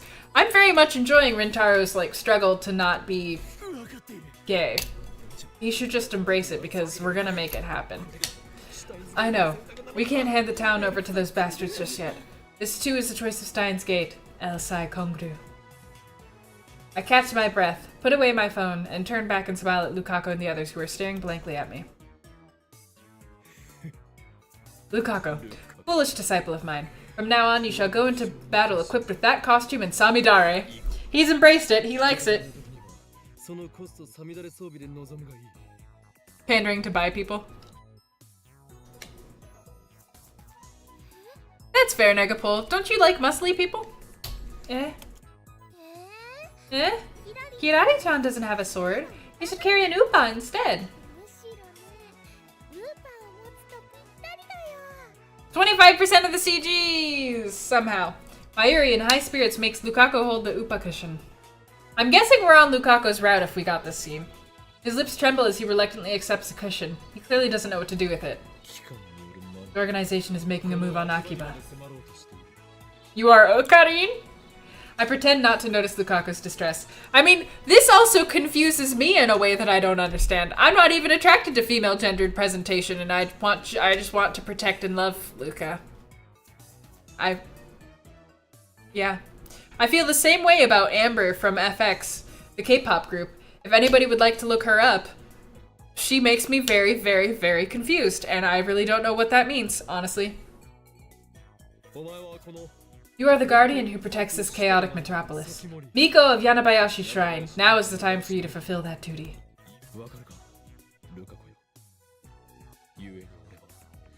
Luka is just too cute? That does make sense, Negapole. Sometimes you can go too far. I understand. It's all about your personal preference. Understand, Lukako? This is the reason I'm so hard on you. I have a duty to protect this town. Also, his legs are so shiny. Like, what's up with that? Do I... really? You certainly do.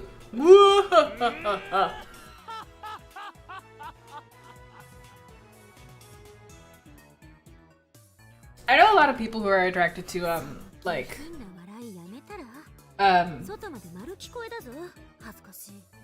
what is it called? Who are attracted to... I'm forgetting the thing. Let me see. Yeah, that's Amber. It's not the best photo. Let me see if I can find you a photo of Amber from FX. I got it. She's so cute, but she's also very masculine, and she makes me very confused, honestly, about myself and everything about me. Okay, I got some photos for you guys. I got some photos. Boop. Androgyny! Thank you, Plu. That was the word. There's a photo. Man, you should watch her dancing. It's so confusing. Or talking. She speaks English, so she has a lot of English in interviews.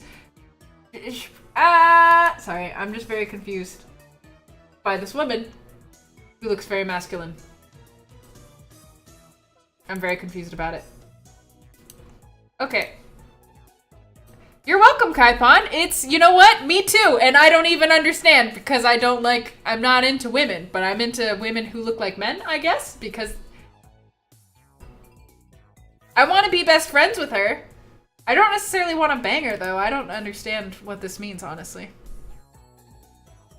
You're just hella into people.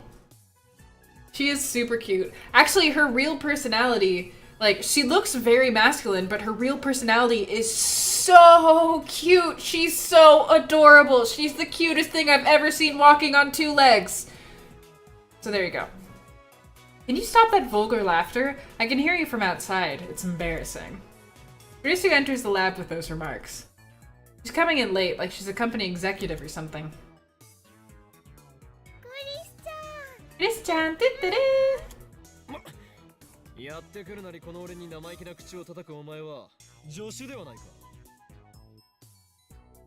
You want to be friends with her with some unresolved sexual tension on the side. Yeah, it makes sense.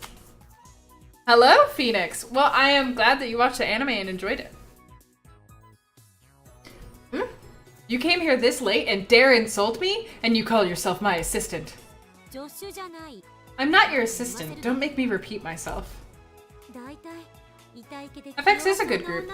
Anyway, you're the worst, toying with such a weak and innocent girl. Aren't you ashamed of yourself? Oh. But I'm so bored. There's nothing to do here all day. At least the pay is good. Don't tell the boss that I've been polishing my bicycle. Okay, I'll get fired. I hope you understand. I'm just gonna ignore you because I'm trying to date Luca right now and you're interrupting. So. Hey, the French would say that attraction and sexual tension, those kinds of things are completely normal. So when they happen, it doesn't need to be anything embarrassing. It's just honestly what you should expect when groups of humans get together that could possibly be attracted to any other human in that group. You should just expect it, accept it when it happens, and don't treat people like they're weird outsiders if it happens. It's like, you know, let's just be European about it.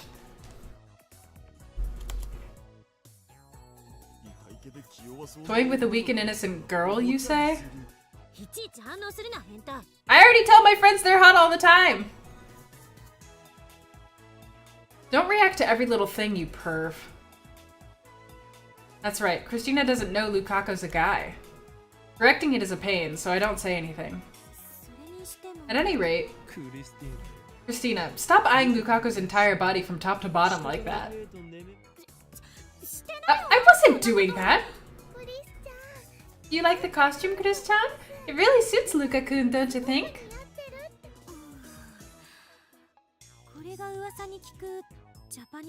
Is this that cosplay thing I've heard about? It's part of Japanimation culture, right? She says as if she doesn't know. You're very cute.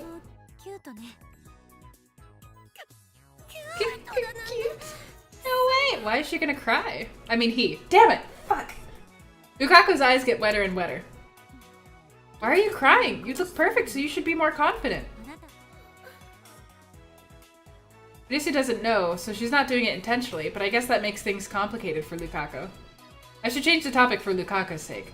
While I am a mad scientist, I also happen to be a perfect gentleman. I comb back my hair with my fingers. Lukako, tell us your wish.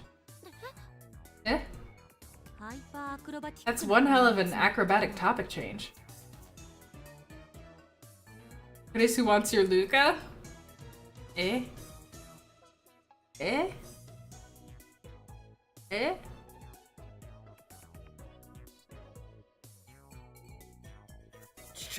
Listen, Lukako. Your desires can become reality. Japan is a land of great spiritual power. It resides in every word that slips from your tongue. Very new age of you. Now that you two have joined the otaku world, you need to conceal your deepest desires no longer. Speak your wish with a true heart, and by the chaos that rules Akihabara, Steins Gate shall grant it. Man, see Max, this is what confuses me.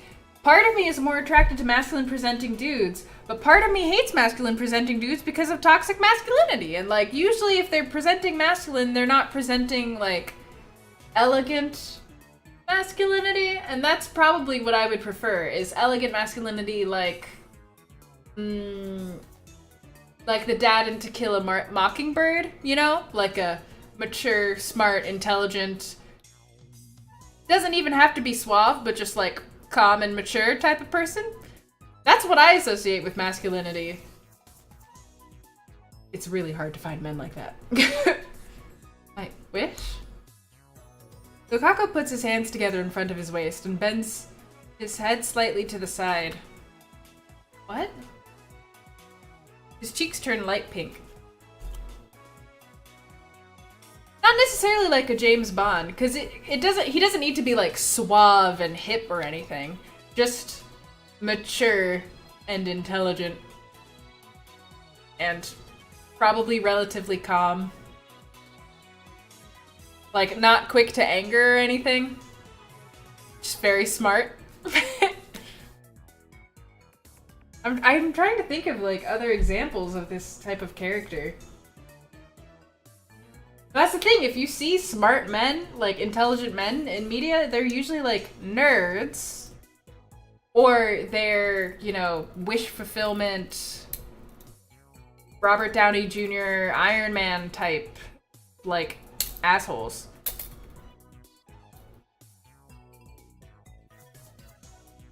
Wow, congratulations, Kaipon. Ew, I don't want a granddaddy. Dude. I like men who are Respectful. We all want an Atticus in our life. Yeah, pretty much. You wish dudes didn't have such fragile egos. Yeah, I relate to that. I don't need a granddaddy, I just need a dude who's more mature than, I don't know, 16. Stealth insult. Take that, every guy I've dated in the past 5 years. Okay, anyways. His bashful squirming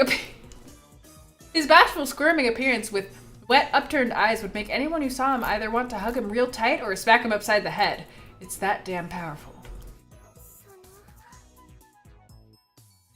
Male role models are really difficult, especially in America. You can find a lot more role models for the quiet, intelligent, mature type of man outside of America, because here in America, we really like presenting either the complete asshole who's like a megalomaniac and doesn't care what he does to hurt other people, but he's a badass because he doesn't care, and like all the women want him, and also he's really rich and attractive. Or they're like the boys don't cry, we're going to war type of thing. Like really the closest thing to what I'm looking for is Chris Evans, so if we could all aspire to be Chris Evans or the male character from Wonder Woman, that would be great. Please and thank you. Well, Kaipon, you know what? If I could swing that way, I probably would.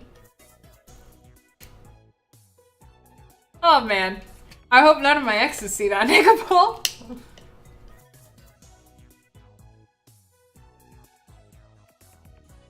If I tell you, promise not to laugh? There's nothing to be embarrassed about. Just proclaim it to the world. Whatever he said. Same on the Chris Evans thing. Ben Wyatt! Yeah, exactly! Maddie, you understand me. Yeah, Chris Evans, Ben Wyatt. I would take Thor. Yes. These are probably the best guys that I have to recommend from recent movies, actually. I can't think of another guy off the top of my head from recent movies. Then again, I don't really watch that many movies, so... Yep, that's all I got. Well, yeah, no wish is embarrassing compared to the idiotic wish for chaos to envelop the world or whatever. You, assistant! What kind of person laughs at people's wishes? I have not seen that, no. But like, is it just Chris Evans, or is it Chris Evans with a heart of gold Captain America? My Yushi's wish is to eat a ton of yummy food, and to cover the lab with Upa-kuns, and to get Lukako to wear my costumes. Sounds like my Yushi's gonna live a very happy life. I'm not asking you.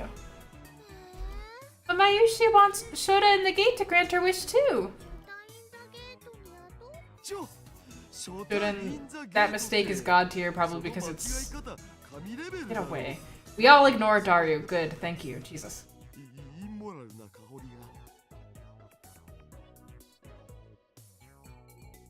Your dream man is Gerard in Asagao Academy? Nice! I'm glad we gave you something to shoot for. Real Gerard exists, so, you know? Lukako puts his hands to... That was not me saying to date real Gerard, I'm just saying men like Gerard exist. Lukako puts his hands to his mouth and casts his eyes down. The same gesture as a female, junior confessing her love to a male, senior underneath a cherry tree. Cuteness overload. Must resist! Luka! No!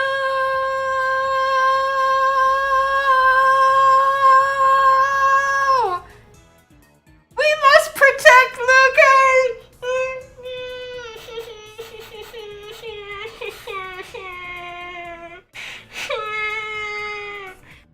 What is this?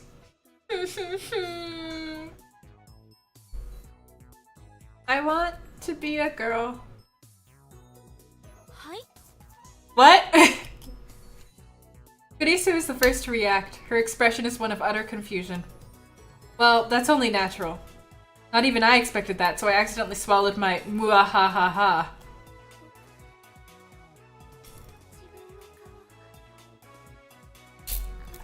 Kaipon, so far they've been really nice about it, actually. I don't really like how I look.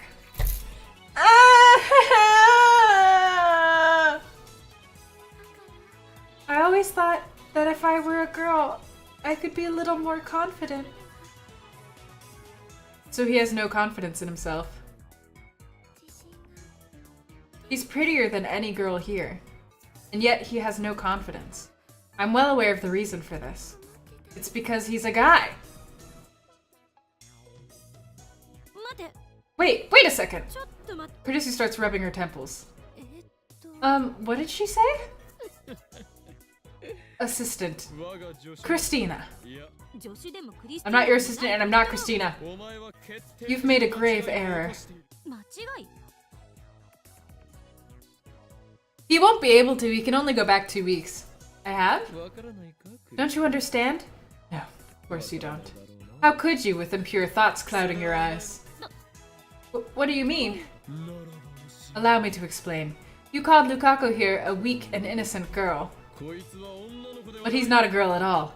He's a guy! Is that some kind of joke? It's not a joke, but the naked truth as described in the Akashic records. Night, Allie!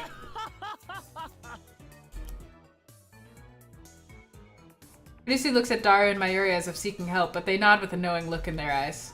As for Lukako himself, he's just hanging his head in shame. Are you guys trolling me? Eh? Lucy suddenly turns away as if to avoid my gaze. Then she walks up to Lukako. Is what Okabe says true? Yes. I'm a guy. No way! Someone this cute can't be a boy! You got it backwards. You're supposed to say someone this cute can't be a girl. That's not what I meant. Does that mean Kurisu knows the meaning of the phrase someone this cute can't be a girl? So she is a Nat channeler. Lukako, you're fine just the way you are. I will not reject you, be you man or be you woman, nor will anyone else here. And I will not deny your wish, nor will anyone else here. Why do you keep repeating that last part? Kurisu, unable to calm down after learning the truth, starts touching her own face and checking her hair in her pocket mirror. Why, Christina? Is it such a shock to meet a man far more feminine than you? I admit it, compared to him, I'm not as cute, I talk more rudely, and my attitude is worse. This is a 3-day coma level shock. Looks like she's seriously depressed. Chris-chan's cute too. Don't try to comfort me, it just makes me feel worse. Admitting your faults is the first step towards becoming stronger. You may one day become a splendid woman, Christina. You're still young. Who the hell asked you? Take it back. I take it back. You're a stubborn fool who refuses to face the truth. Shut up. I don't want to hear that from you. Sorry. I shouldn't have said anything. Lukako bows his head for some reason. His eyes are red and puffy. With such a cute boy on the verge of tears, Kurisu and I have no choice but to stop arguing. Well, better get my trusty digicam. Don't sneak in a photo session, you perv! Sensei, I want to be a low angler. But still, it was just a whim to ask for Lukako's wish. I hardly expected this to happen. Kurisu is fine as she is. Lily. So that's how Lukako thinks of himself. Lukako, how serious are you about that wish of yours? If he's truly desperate, then having a sex change operation is probably the best way to go. Judging by his current looks, Lukako could become the star of Tokyo's LGBT community. Nope, screw that. He could even become a TV personality. You know those stories where a guy magically turns into a girl overnight? Sometimes I wish that would happen to me.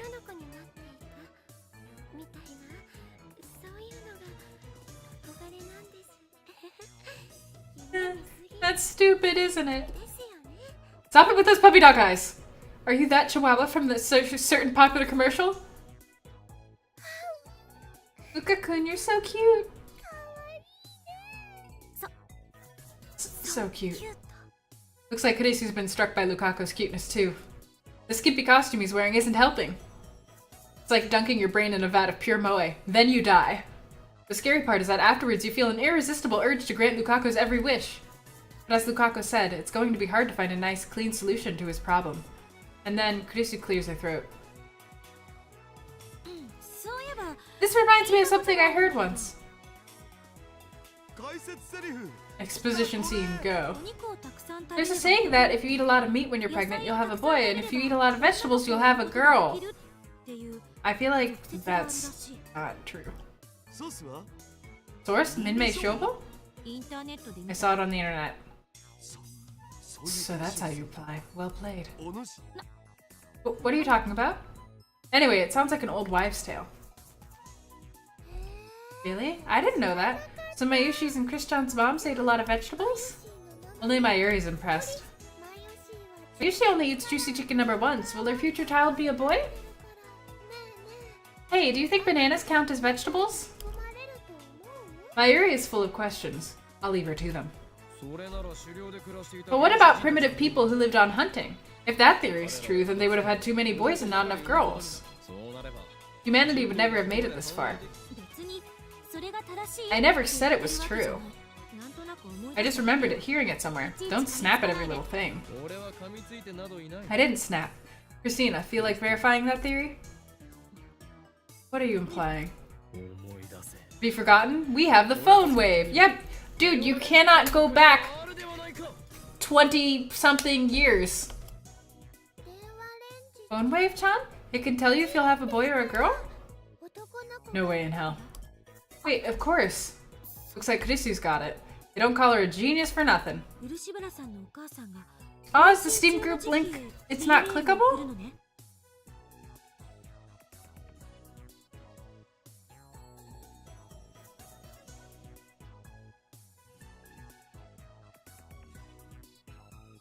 Huh. It worked for me, though. Does it work for anybody else? Oh. I wonder, do you think it's your browser, Kaiba? Or something? We can send an email to Urushibara's son's mother when she was pregnant. Indeed, something like, eat more vegetables. Okay, but 20 years ago we didn't even have email. Lukako, who doesn't know what emails are, and Mayuri, who's just a little dumb, tilt their heads in confusion at the same time. You think it's worth a shot? Well... It's too late to hide behind your goody two-shoes mask, Christina. Your fate is to become a mad scientist, for you are an experiment-loving girl. Who are you calling an experiment-loving girl? Am I wrong? No, but... Well, that settles it. Are we really gonna do this? What are you gonna do if the experiment works? What do you mean? I mean, if Lukashi's sex seriously changes, that's what he wants, isn't it? Well, yeah, but if his sex does change, won't the 16 years of his life change too? That's what I mean.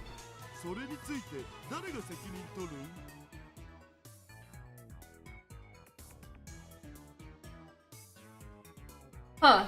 I'll try and fix it right now, and we can see if it works for you. I think that this thing that they're doing, trying to go back in time and changing how Luka was born, sounds really dangerous and stupid, and I think that instead of that, they should just help Luka get a sex change operation. I feel like they're really stupid. Let's see...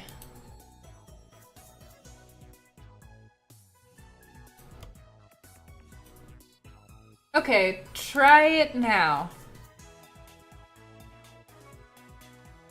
Who's gonna take responsibility for that? That's... I'll take responsibility. Lukako raises his hand timidly. He really wants to change. No! Seriously? Well, I don't really understand. But if we use this method, I might become a girl, right?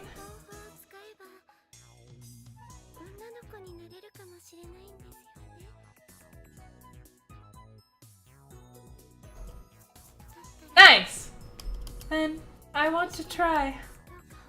Please, Master. Do you think that he'll still be as feminine if he was raised as a girl from the beginning? Because part of the reason he was so feminine is because his dad raised him as a girl, right? I'm so confused. He bows his head to me. Mayuri, your opinion? If Lukako becomes a girl, then I've got to call her Luka-chan. Will Luka-chan wear Mayushi's costumes? Well, that's another story. Also, Luka's definitely not going to be single if we change his gender. I mean, I know that's selfish. I'm just saying he's definitely not going to be single anymore.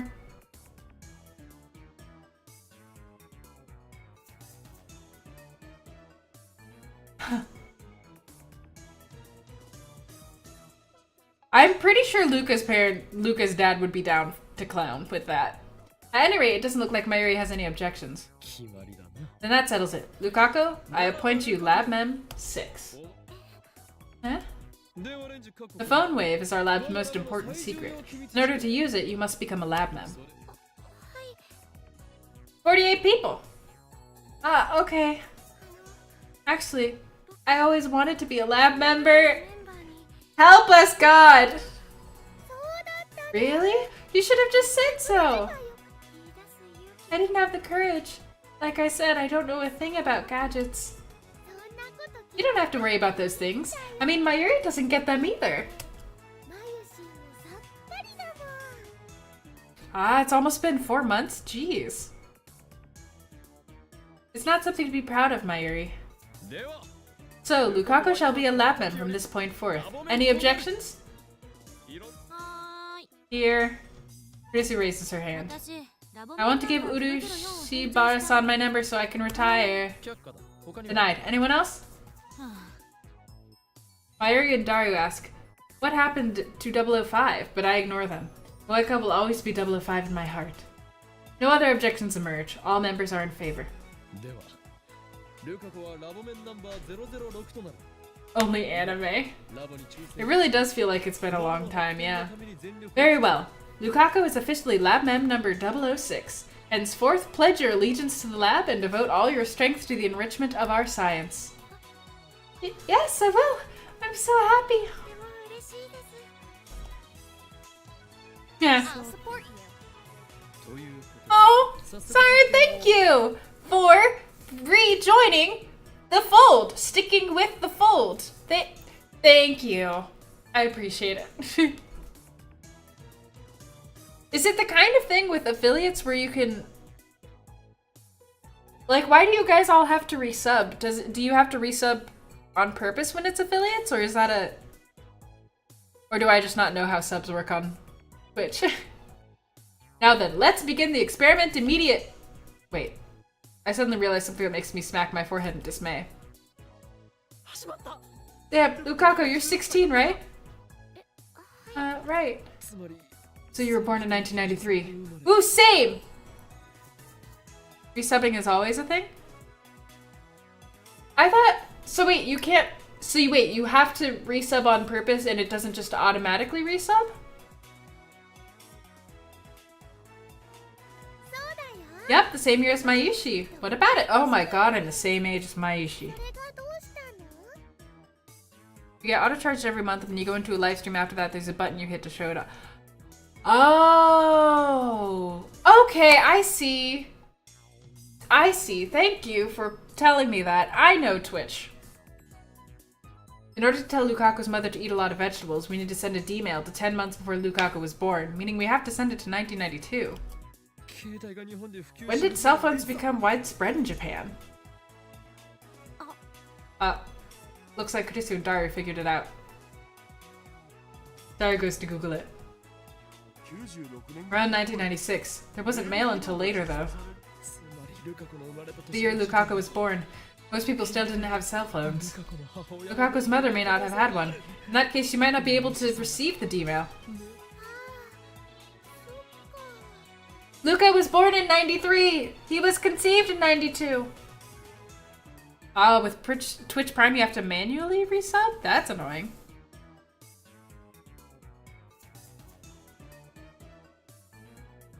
I'm older than you. I'm older than you, Connor?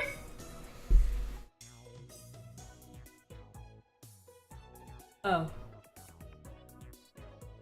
Okay. That's fine. Ah, I get it. Eh? We can't do- How old is everybody? I'm 24.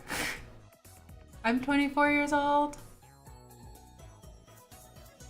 Huh? We can't do it? 22, 20, 27, 34, 92. Year. 21, 25, 87. Internet! Eh. Wow, we actually have a pretty wide variety of ages here. 40? 23? Wow. I'm surprised. That's cool. Also, hello, kitten. May 93? Oh, so I'm only 4 months older than you. Ish. Wait, right? Yeah, I'm only 4 months older than you. That's fine, who cares? It's fine, kitten, don't worry about it. You're 28? Wow. Really? Wow! Kane, I'm guessing you are right now. Yeah. Man, that's crazy.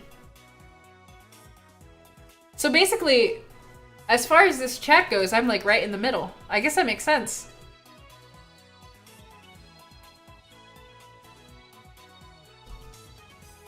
Lukako's face darkens. I fold my arms in thought.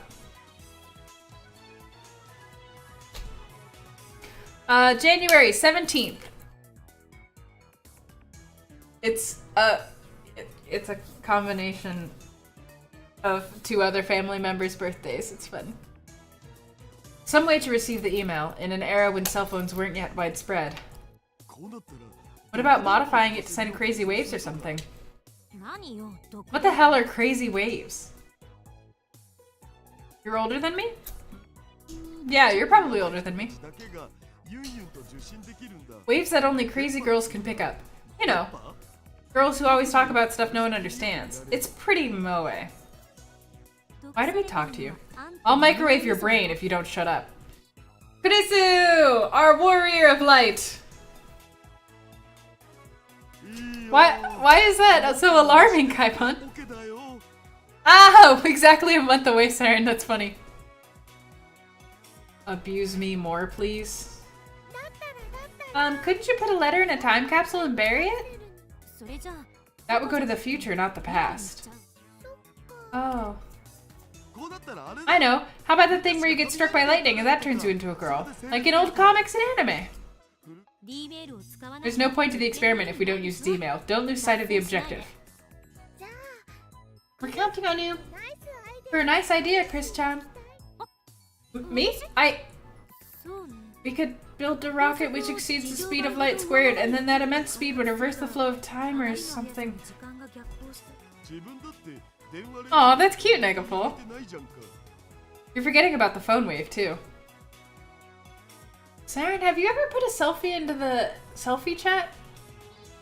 I can't remember off the top of my head. There's like 50 people in the Discords. Furthermore, genius girl, you just contradicted relativity.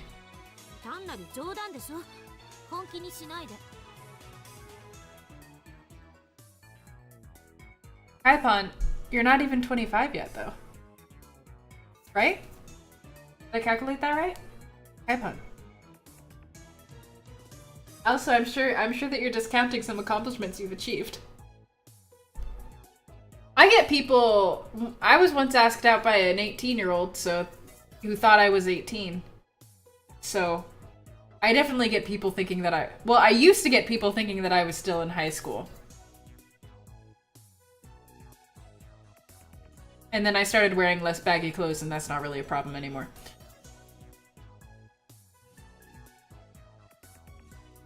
What? That's not fair! Ah! That's not fair, Saren. Ah, did you have shorter hair when you were 12, Kaipon? It's just a joke, don't take it seriously. Useless, all of you. This lab is a disgrace. Fine then.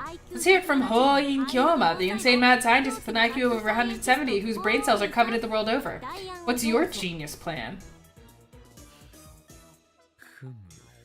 Age is pretty hard to guess. Even harder, well, hair can affect it. If you got short hair or like side shave or anything like that, that tends to make you look older.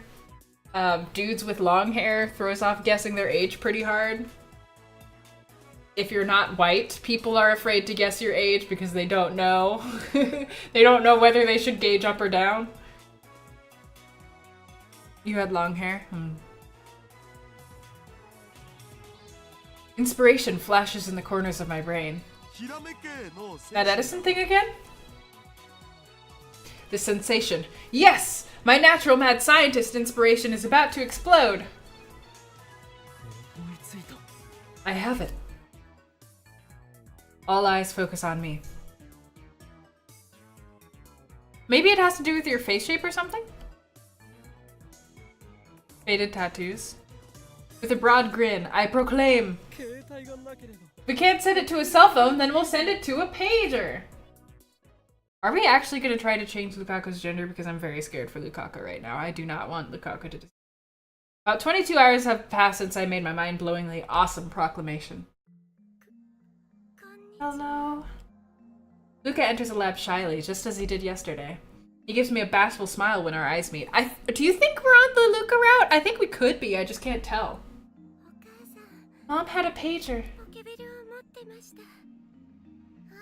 Yay, that's great, Luka-kun. Use your long hair to hide your baby face when they check your age. Man, I get my age checked no matter what. There's no way. They take one look at this face and they're like, you could be anything. You could be honestly anything. Funky colors. I guess you would assume that that's something that a teenager does, maybe? Like a rebellious teen, depending on where you live? Now we can proceed with the experiment. Also, BRB, I want to get a snacky packy.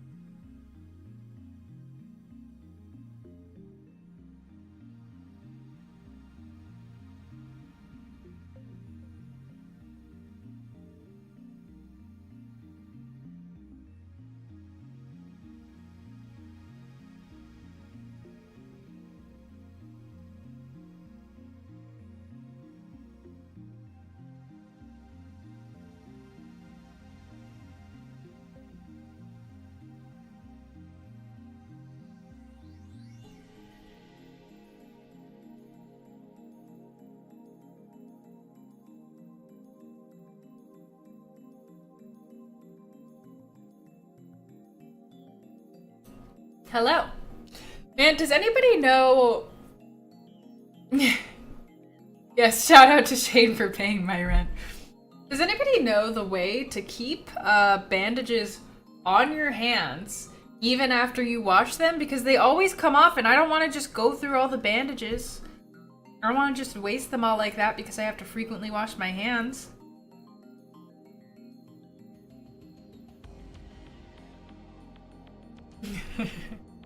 Waterproof ones? Oh. Do those exist? I guess. If you say so. Waterproof. Take them off before you wash? I guess so. It's the ow, ow, ow, ow. Okay, I'm gonna go get a bandage. It's one of those cuts that's right on where my thumb closes.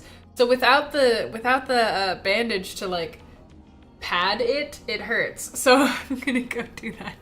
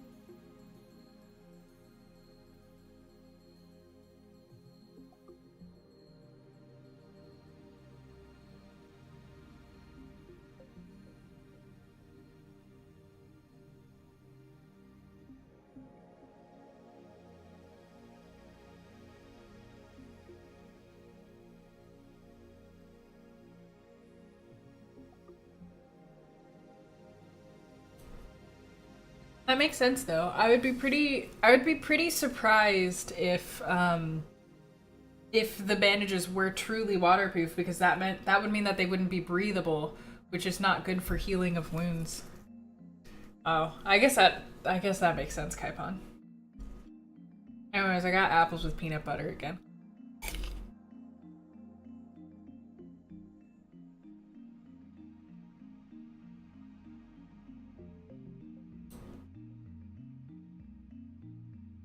Now we can proceed with the experiment of trying to change Luca's gender through making his mother eat more vegetables. That's really stupid, honestly. It is a good snacky.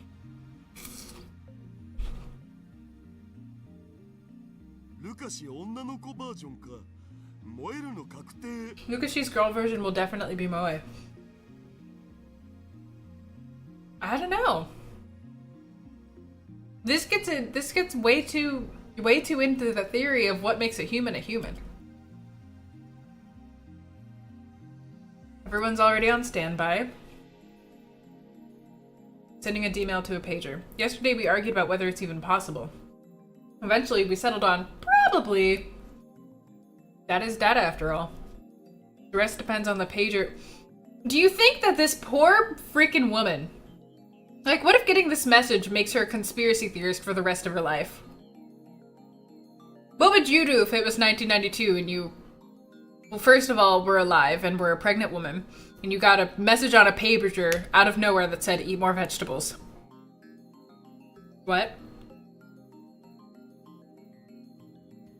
That's what I'm wondering, Kaipon. Like, was it... what were the... what were the environmental factors? Because, like, if Luca was born male but wanted to be female, maybe he started acting more female. Whereas if he would be born female, then he wouldn't feel the need to act more female, so he would just be more masculine. Like, what? Who knows?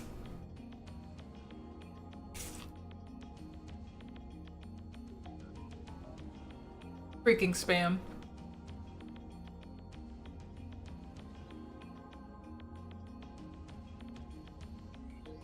I didn't even think about that, kitten. That's horrifying.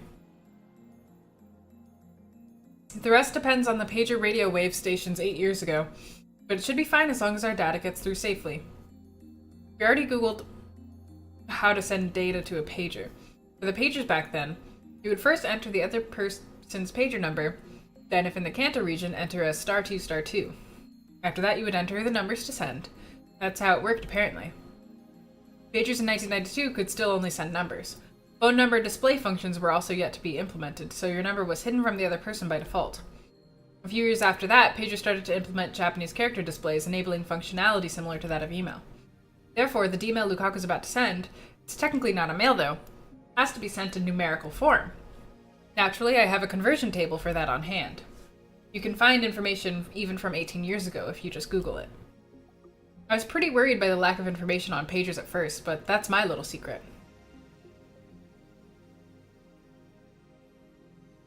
Urishibara-san, you need to think about what to send to your mother in the past. I do? If you don't want to grant your wish, then you must... If you want to grant your wish, then you must open the door with your own hands. We can only show you the way. I understand. I really feel like his personality isn't going to stay the same if we change this big of a part about him. We explained to Lukako the function of the phone wave. The numbers we're sending are 1-byte characters, so we can send 36 of them. Pager's number-to-letter conversion system uses 2 numbers to correspond to 1 Japanese character. Furthermore, since you first need to input *2 *2, that means you can only send 16 hiragana characters. Lukako, understanding everything, takes out a notebook to begin writing drafts for the pager message. I showed Lukako the site I found. Pea soup? That sounds weird. It reads, pager number and letter conversion! Pager typing is commonly known as two-touch typing or pager input. It's somewhat different from cell phone input. You choose the consonant and then input the vowel. Yes? What is this mail? Okay, fuck you, Ferris. I honestly don't even care. The consonants are A, K, S, T, N, H, M, Y, R, W. The vowels are A, E, I, U, A, O. A, I, U, A, O. Basically, to input K, you press 2 to input the consonant K, then you press 4 for the vowel E.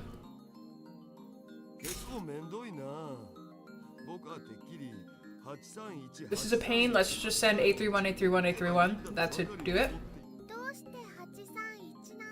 Why 831? Yasai for veggies. Yasai, yasai, yasai.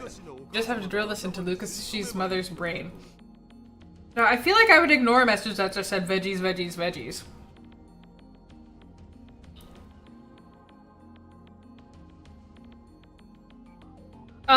If your pancakes aren't like American pancakes, are they like sin pancakes? We'll just pass that message off as a prank.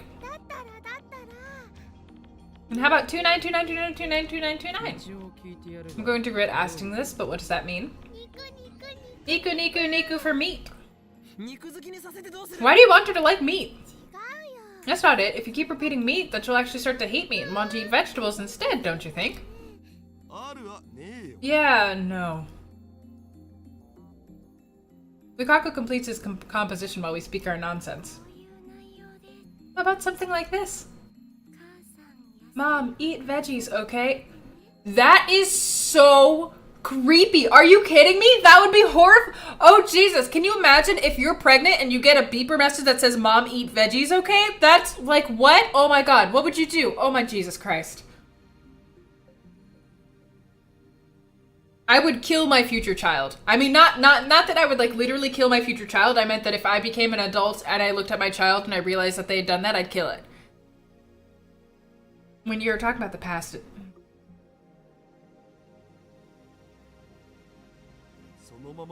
isn't that a little too vague? And the first, Mom should go. That'll just make it harder to believe. Then eat lots of veggies to give birth to a girl? That's a little too direct, and it's over the character limit. Eat veggies for a healthy kid. Wait a sec. According to this conversion chart, it looks like you gotta use 2 more numbers for voiced consonants. So that sentence is 4 bytes over. Then a little modification. How about eat veg for a healthy kid? Isn't that a little too informal? You're talking to Urishibara-san's mother, you know? Would she understand the veg for part? Do you have any bright ideas? Urishi shrugs her shoulders and says no more. Then it's settled. Shut up! I don't know what you're talking about, Connor. You like manga about bullying! Shut up! Come on, let's type it out.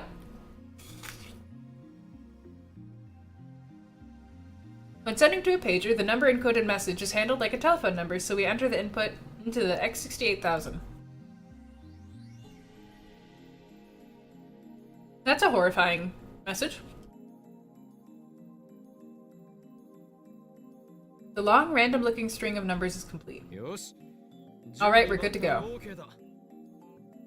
Now we just activate the phone wave and have Luca call. The microwave timer is set to 154,152 seconds. It should arrive around January 1st, 1993. Margin of error is around 1 to 3 days, I guess. Leap year's calculation's a pain, so I ignored it. Lukako's slender finger starts to tremble on top of the enter button. Ready? I'm starting it up. Lukako looks at me with tears in his eyes, then nods faintly. Oh god, please don't erase Lukako! The discharge phenomenon soon occurs. Please don't erase Lukako! Lukako flinches and takes a step back, but then I see determination flare in his eyes. Please, please, please, please. He sets his jaw and pushes the enter button. Oh no, it's working! Oh no! Oh no! Oh no, Lukako's gonna be dead! We killed Lukako! Oh no! A wave of dizziness hits me again. I place a hand on the table to support myself. The dizziness slowly fades. Little by little, color returns to the world. No, no, no, no, no, no, no, no, no. Reading Steiner activated again. Did the world line change? No, no, no, no, no, no, no, no, no. Look around the room. I'm like, what happened with Moeka? Lukako's still here. He blushes when he notices my stare. Okabe-san, could you please not look at me like that? Definitely sounds more feminine. I fold my arms and tilt my head. Lukako's appearance hasn't changed a bit. I'm paying particular attention to his chest and his chest. As a guy, it's natural for him to have no breasts. But if he's a girl now, then that's a different story. That washboard isn't tiny breast level, it's no breast level. It didn't work? So they eat lots of vegetables to give birth to a girl thing Kurisu talked about was nothing but fringe science. What kind of scientist believes such a flimsy theory anyway? What didn't work? Everyone, including Lukako, looks at me in confusion. Don't you remember? Just now we used the phone wave to... I slap a hand over my mouth as soon as I start talking. That was careless of me. As our previous experiments prove, the activation of reading Steiner means the world line has changed. And I'm the only one who carries his memories through the change. Nobody else here knows what we did. Sorry, it's nothing. Afterwards, Mayuri and Lukako happily go out shopping for lunch at a neighborhood convenience store. Christina, I want to ask you something. Is Lukako... What pervy act are you thinking about this time? Can't be too careful around the perv duo. We're not a perv duo, we're a pervy gentleman duo. Whatever, seriously, whatever. Damn, I can't ask now. It's really annoying that no one remembers. I don't want to think about how Kurisu might react if I suddenly ask, is Lukako a girl? I should wait until I can get Lukako alone and check then. But considering how his appearance hasn't changed at all, it's very likely that the sex change failed. In that case, what did Lukako's D-mail change? It's just like the Moeka experiment. The result is different from what we expected. The real problem is that we have no control. After I leave the lab, I head to May Queen plus Nyan Squared to think. Daru sits in front of me, waiting impatiently for Ferris to bring our order. Daru, what do you think about D-mail? From Mayuri? So you want to cosplay as a warrior from the Sengoku period? Alrighty. Mayushi will work extra hard to have something to do. I know you'll be popular with the girls. I'm not sure how I feel about that.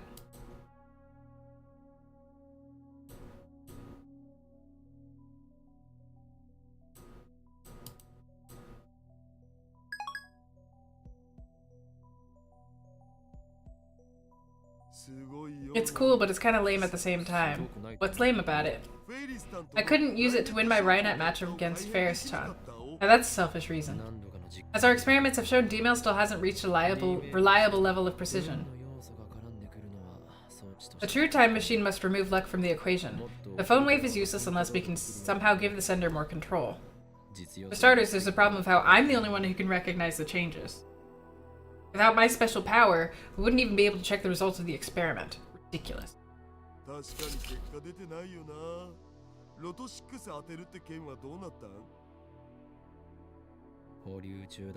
Pending. Although it was Lukaku's mistake that cost us the prize, he wouldn't have been in a position to make that mistake if I hadn't asked him to buy the ticket in my stead. Why did I do that? It's as if Steins' gate guided the money away from my grasp. No, I need to think positive. Oh, please spare me the miladies. Holding Kyoma will not let us keep him down. I won't give up, for I am a mad scientist.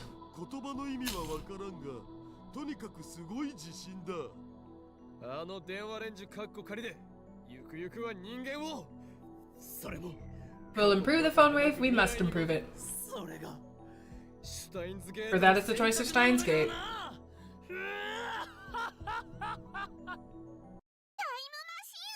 A time machine. Oh god, please don't make Ferris a lab mem. I'm gonna kill you all. No. Mm-mm. Mm-mm. Mm-mm. No. No. No. No. No. I don't care about any of this. I just want to get to the part where Ferris says she's not gonna do it. Nope. I'm skipping this. I hate you. I hate everything about you. Everything about you is bad. Eye contact mix mix? She's using eye contact mix mix on it?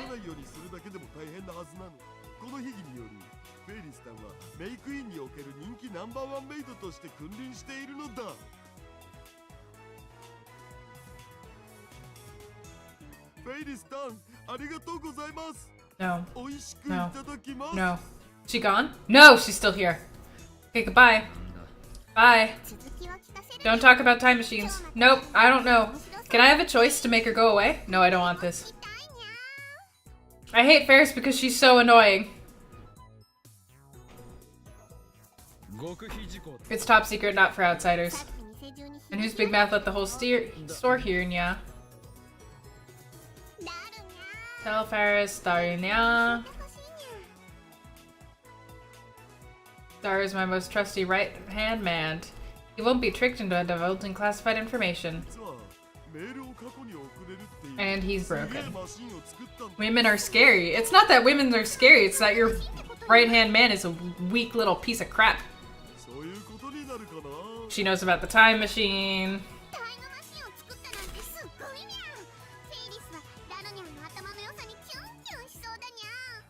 Oh, this girl's good.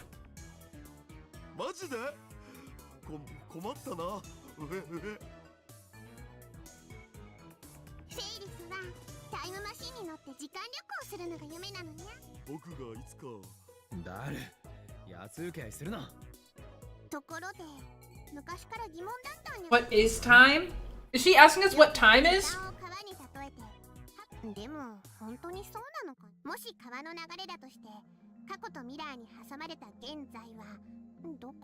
If time is a river, then where's the present? Is it a point? Is it a line? Where does the present begin and end?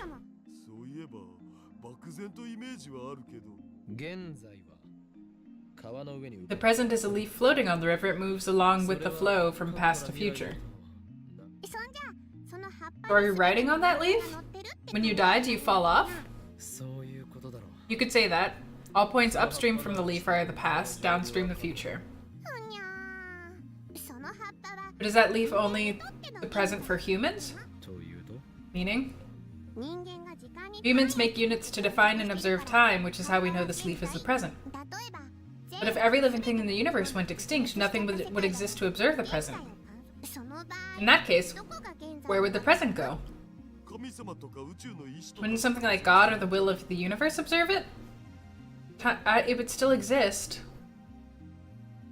But what if God is a four-dimensional being who can freely move through time? If God is the one who decides the present, then won't our present move with him? This sounds really stupid. I think the answer is, what does it actually matter? So you're saying the present is subjective to the observer. If we go with that assumption, then the past and the future also depend on the observer, Nyan. Well, yes, that is objectively true. The past and future don't actually exist. If Ferris were to use a time machine to travel back 1 week, then Kyomandar Nyan's present would become Ferris's future.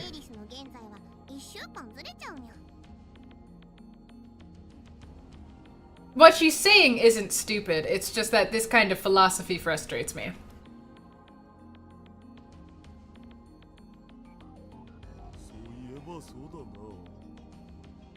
So you're talking about multiple copies of humanity existing? Yes, I'm not trying to say that Ferris is. Yeah. So how does the leaf model reflect that difference? Neither Dario nor I has an answer to that. There are multiple leaves on the river. That would be the answer. There are multiple leaves on the river. Each of us is an individual leaf. And our past selves are all individual leaves. This river is flooded with leaves. There's nothing but leaves in the river. Joke's on you. The river is only leaves. It's a river of leaves. Where was I going with that? Right. There's a million leaves on the river.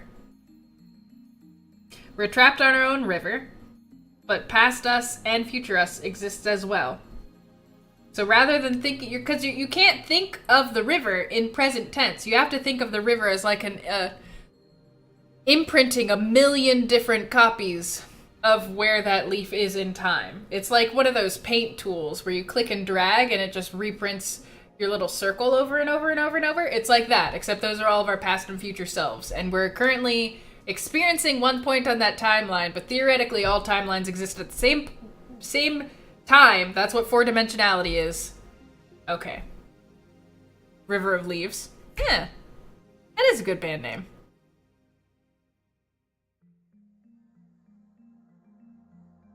But in reality, it doesn't matter because we can only perceive this present moment, so why are we going to bother thinking about that? That's my problem with this kind of thought experiment, is I'm like, yeah, but how does that change anything?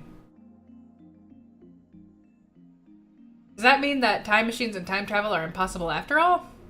Dude, you have genuinely done time travel, and she is having a thought experiment. You should definitely think that time travel is real and that her thought experiment is incorrect. Anyway, if everything depends on the observer, then clocks are meaningless. Doesn't it? But it does depend on the observer. Well, not the observer, it depends on the experiencer. Which is, I guess, what you would call the observer of time. That's why, if we theoretically sent an astronaut into space traveling fast enough, he would return younger. So he was observing time differently, right? This makes sense! Fun times fly and hard times drag. In other words, the flow of time changes depending on your point of view. Speaking of which, as you grow older, it feels like time starts to flow faster, doesn't it? Janet's Law? Oh my god, is that actually what it's called? That's great. Talk about that all the time. A perspective on the passage of time proposed by psychologist Janet. For some reason, as one ages, time seems to pass by more quickly. 1 year is 1/7 of a 70-year-old's life, but only 1/70th of a 70-year-old's life. For this reason, the subjective length of time is inversely proportional to age. Sounds about right. I wasn't saying that four-dimensionality was all universes at the same time. I think four-dimensionality is just time and space happening, like, time and space both, you are able to move through both time and space at will. I don't think that it's necessarily a new universe.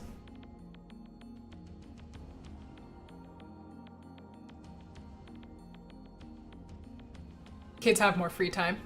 Also because, like, when you're like 7, when you're 1, a day is like a long time. Your brain is recording so many new things. As you age, you experience less novel things. Like, less things are completely brand new to you. When things are completely brand new, that's when time tends to slow down. Either completely brand new or excruciatingly painful. Harris thinks about this stuff sometimes. I think time might not be something as simple as a river. Yeah, the more you think about it, the more complicated it gets. The strict definition of time, similar to the questionation of where is the self, is one of humanity's eternal questions. Countless renowned scholars have left this question unanswered. Maybe because it doesn't really need an answer. What would having the answer do for us? Would having the answer be productive at all? How would having the answer help us construct our lives to do anything better than what we're currently doing? This is just my question about this question. I think it's a stupid question. There's no way amateurs like us can answer it. But there's one thing I can do.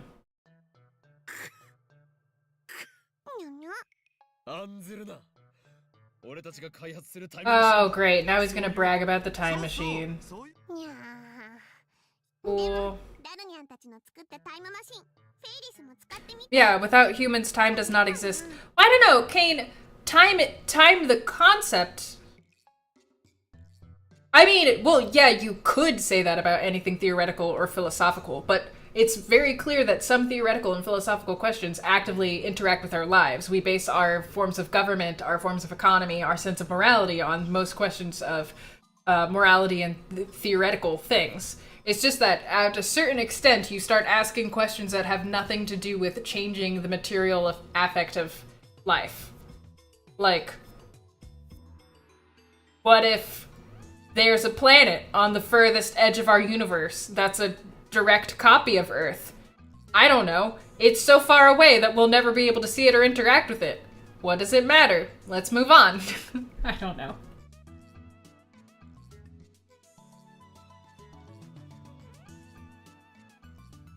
I have some frustrations with philosophy based on, listen, just ask questions that are actually useful. Which is, I know that's not fair, but like, the practical part of my brain cuts me off from those things because it knows that I like to question and analyze things. So when it comes to a question that it's like, this is not useful to you though. Clue, correction. It's, don't leap to conclusions. It's not that things are only valuable to me if they directly affect humans. It's that things are only valuable to me if a human can do something with that information. There's no real need to have information if I cannot, like, or the human species as a whole cannot actively use that in some way. Right? Right?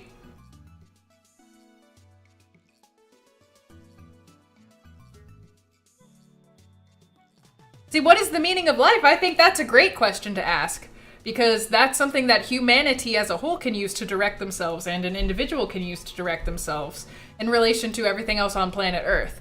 How time works is something that we do not have the ability to affect, and that does not really change the fact that we experience it in a particular way.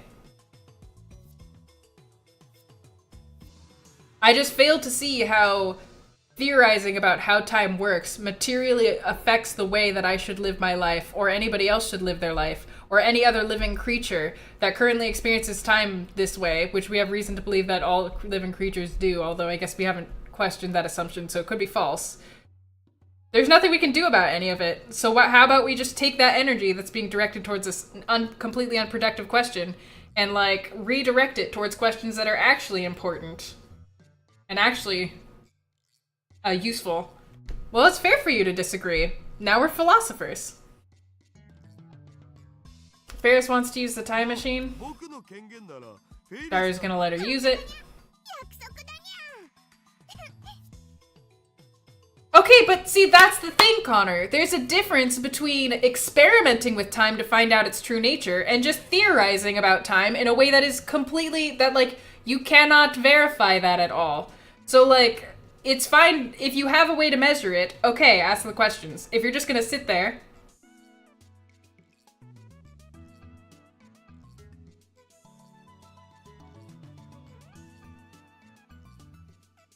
Maybe, Plu.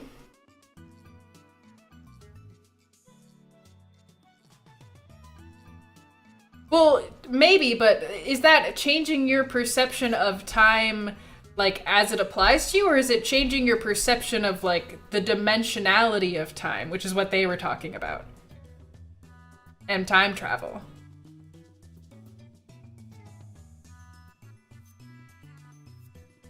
Yes, physicists can use theoretical fourth-dimensional time to figure out gravity. That is not the same thing as what these people were doing. That is a useful thing. There is a difference here. You can't apply the theory and the scientific hypotheses about thinking about time with the philosophical wonderings of thinking about time. They're different to me. Because one is like, how can we experiment and measure upon this thing? And one is, let's just think about what it could be like if it was different.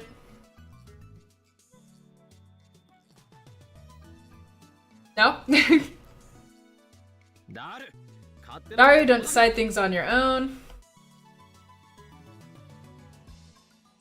I've had this discussion with many philosophers and many people who have taken philosophy, and they're all very frustrated. And this goes much deeper than just my frustration with time. Yeah, because my attitude towards philosophy is pretty reductionist from the beginning. I don't even believe in the founding principle of philosophy. I don't. And it's not because I think philosophy as a whole is stupid. I just disagree with the founding principle. And then my philosopher friends don't know what to do with me. And I'm like, okay, cool. Let's talk about something else now.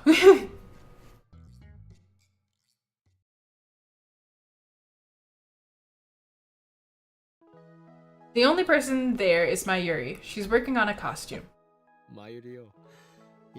Mayuri, you're like a housewife burning the midnight oil to bring a little more money home. Midnight oil? Are we eating? It's these things. Besides, Mayushi doesn't charge for her costumes. Seems like she understood the rest of what I said. It was just a joke anyway. Hobbies should be hobbies, you know. It makes me happy to see someone wearing a costume I made. Do you want to become a designer? Come to think of it, Mayuri has never talked about her future. No way. It's too hard. And what is your dream? Mine is to destroy the system and plunge the world into chaos.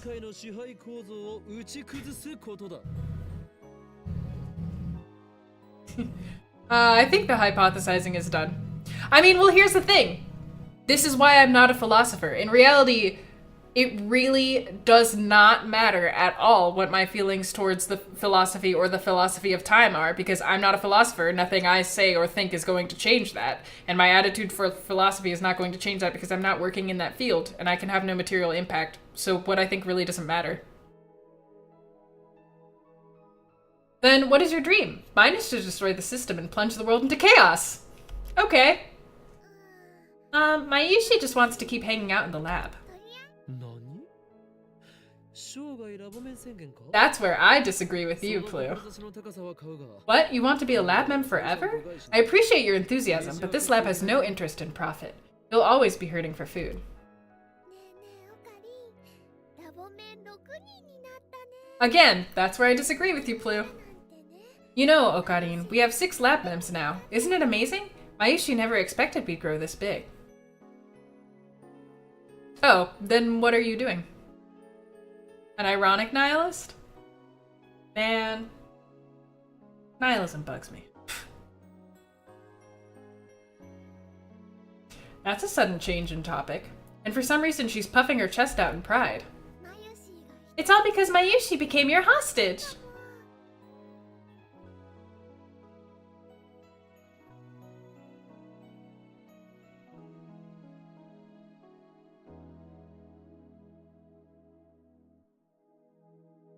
I don't appreciate being talked down to. It's hard to read things on the internet. Sorry. It's all because Mayushi became your hostage.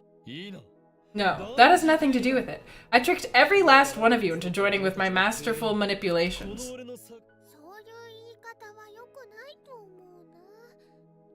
You shouldn't say things like that. And besides, you didn't trick me. That's true. You came of your own volition. Yeah, I do plan on streaming it someday. Someday when we're not playing Steins Gate.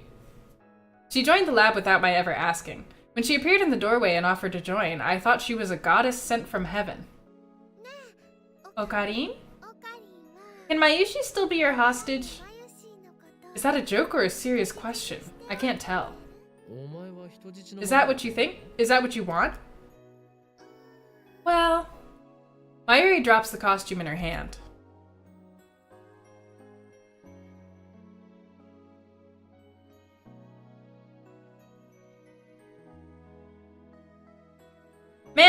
When you put something like ironic next to nihilism, I don't even know what to make of it anymore. Yes, sure, Phoenix. Do you have an idea of how much is left?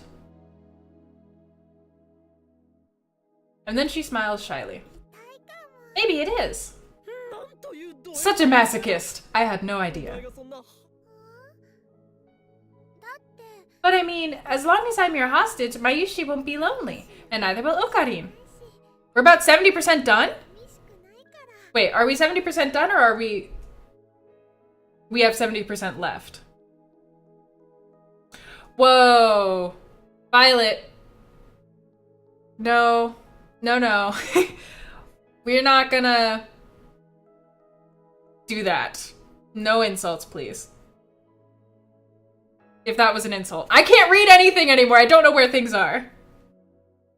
70% done? Oh, good. Man, I'm glad we're almost done, honestly, though. Yeah. Let's not insult people here.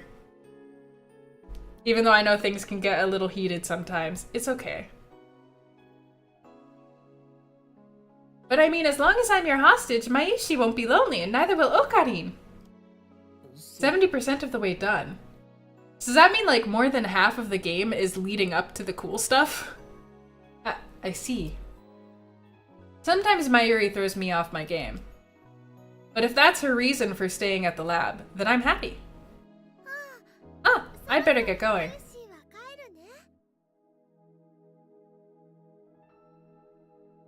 Half the game. Yeah? That's really unfortunate, actually. Okay. Sounds just like the anime. Really? That's depressing. Mayuri stands up and starts putting away her various sewing tools. Mayuri. Hmm? Want to get something to eat on the way back? My treat. Wait, we're being nice to Mayuri? Are we defaulting onto Mayuri's route? Really? You never treat me. I'm in a good mood today. But then how about Kitchenjiro? I don't know what that is. Their minced cutlet is, god tier. I'm sure that in an anime it would be a lot more fun. Also because we're not inside Okarin's head in an anime. She'll get no argument from me. Just leave it to me. Yay! I love you, Okarin. Mayushi's really happy. Well, at least she's easy to please. Eventually, Mayuri and I head for Kitchenjiro. After that, I'll see her safely to the station. Oh, thank you, Magpie. I spend the next morning doing laundry at the nearby laundromat. When I return to the lab just past noon, Daru, Mayuri, and Kurisu are all assembled.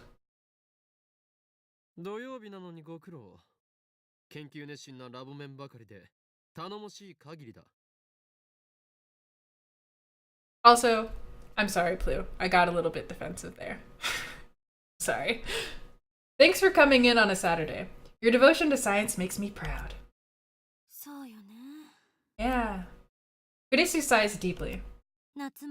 It's the middle of summer, but instead of going on vacation, I'm stuck in this sauna with a bunch of pervs. She's calling us pervs a lot more. Does that mean that the other one's a girl now? Where did I go wrong?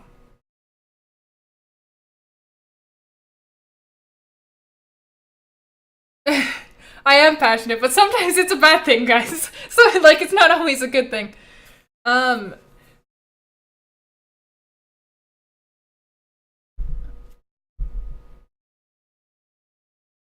Let's drop it, Violet. Let's drop it. It's fine. These things happen with humans. Things get heated, and also, miscommunications happen all the time. And so, it's best to just float on past them. Float on past. Yeah, a lot of people dislike me because I am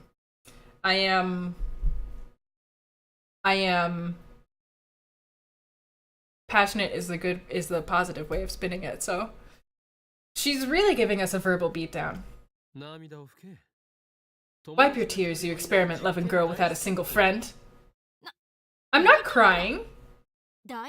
Besides, you're the one who told us to be here. Indeed, but the one who obeyed my orders and arrived on time was you. You know, Chris-chan is actually a very honest and hardworking girl. That's what Mayushi thinks. Mayuri smiles as she eats some nuggets from McD's. That's what makes her so adorable. What? How can this girl say something like that while eating a nugget? Don't let it bother you. That's just Mayuri's nature.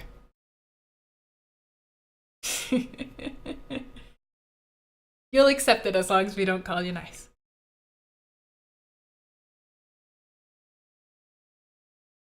Oh yeah, that Negapole. That's a really, really great thing.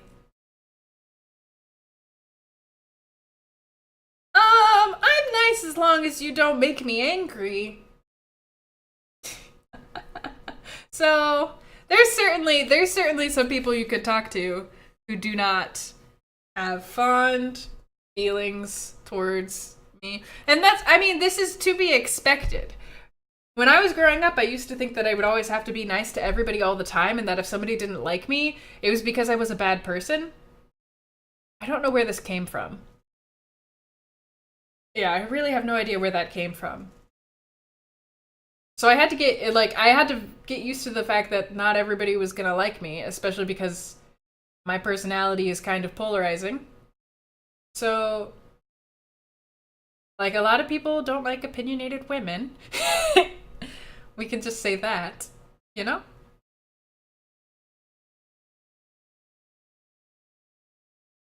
Yeah, if anybody has time, that link that Negapole posted is really super interesting.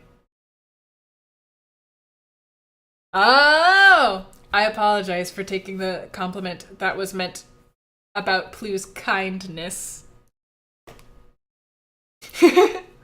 I've been with her for a long time, so I'm used to it. A Yuri flag. I get it. Please unget it. Here, Chris-chan, have a nugget. Anio. Anio. Thanks.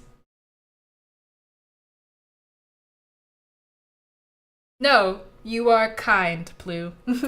While listening to their heartwarming banter, I go to put my laundry on the table. However, guys, if somebody has a request and doesn't want a word to be used about them,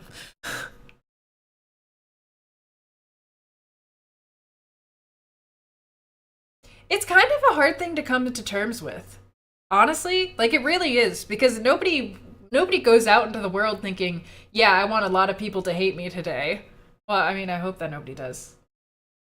There are probably people who do. But most people don't go out into the world thinking, yeah, I want people to dislike me, I want to make enemies, I would like people to be annoyed with me today, you know? Don't put that there, it's filthy. Like I said, some people do. I just washed them. Like I care. What kind of guy puts his underwear in a girl's face? Have some decency. The troll face was made to clear miscommunication. I mean, there's lots of things. There's like emoticons are pretty well used to help communication. There's the /s, which I learned recently means /sarcasm. I didn't know that was a thing. Well, it's interesting. I stopped caring what people thought of me when I was in 5th grade, but I still wanted people to like me. I feel like they're different. If you're that interested in my underwear, then just say so. What? Why are we talking about his underwear? I'm not interested at all. Come on, guys. No more talking about underwear. Maisha's trying to eat here, okay? How can you say that when you're still shoveling nuggets into your mouth? Don't interrupt me. I end up putting my laundry in the changing room. Oh, that's why. Dude, what? As I explained to Daru yesterday, I've noticed something about the results of our experiments.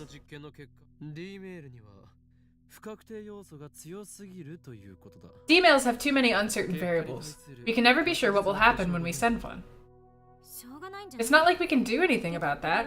After all, the result is up to whoever receives the mail. Of course, if you can analyze the recipient's psychology, then you might be able to manipulate them into doing what you want.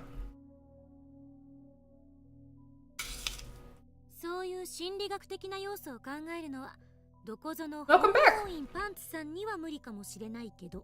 So that might be a bit too much for Halloween underwear here.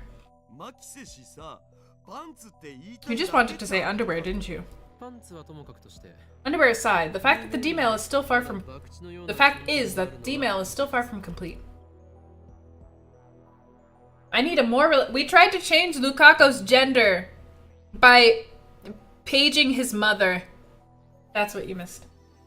I need a more reliable time machine before I can expose CERN and the organization and plunge the world into chaos. And that, ladies and gentlemen, is why I called you here today. The purpose of today's roundtable conference is... Another round table? If you want a roundtable conference that much, at least go buy a round table. Remember what Okarin said, Chris-chan? The round table is in our hearts.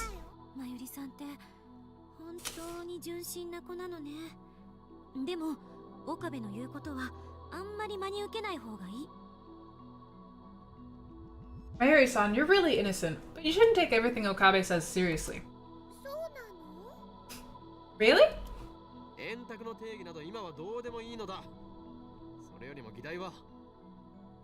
The purpose of today's meeting is to explore methods of true physical time travel, not just D-mail with the objective of sending someone to the past like CERN has.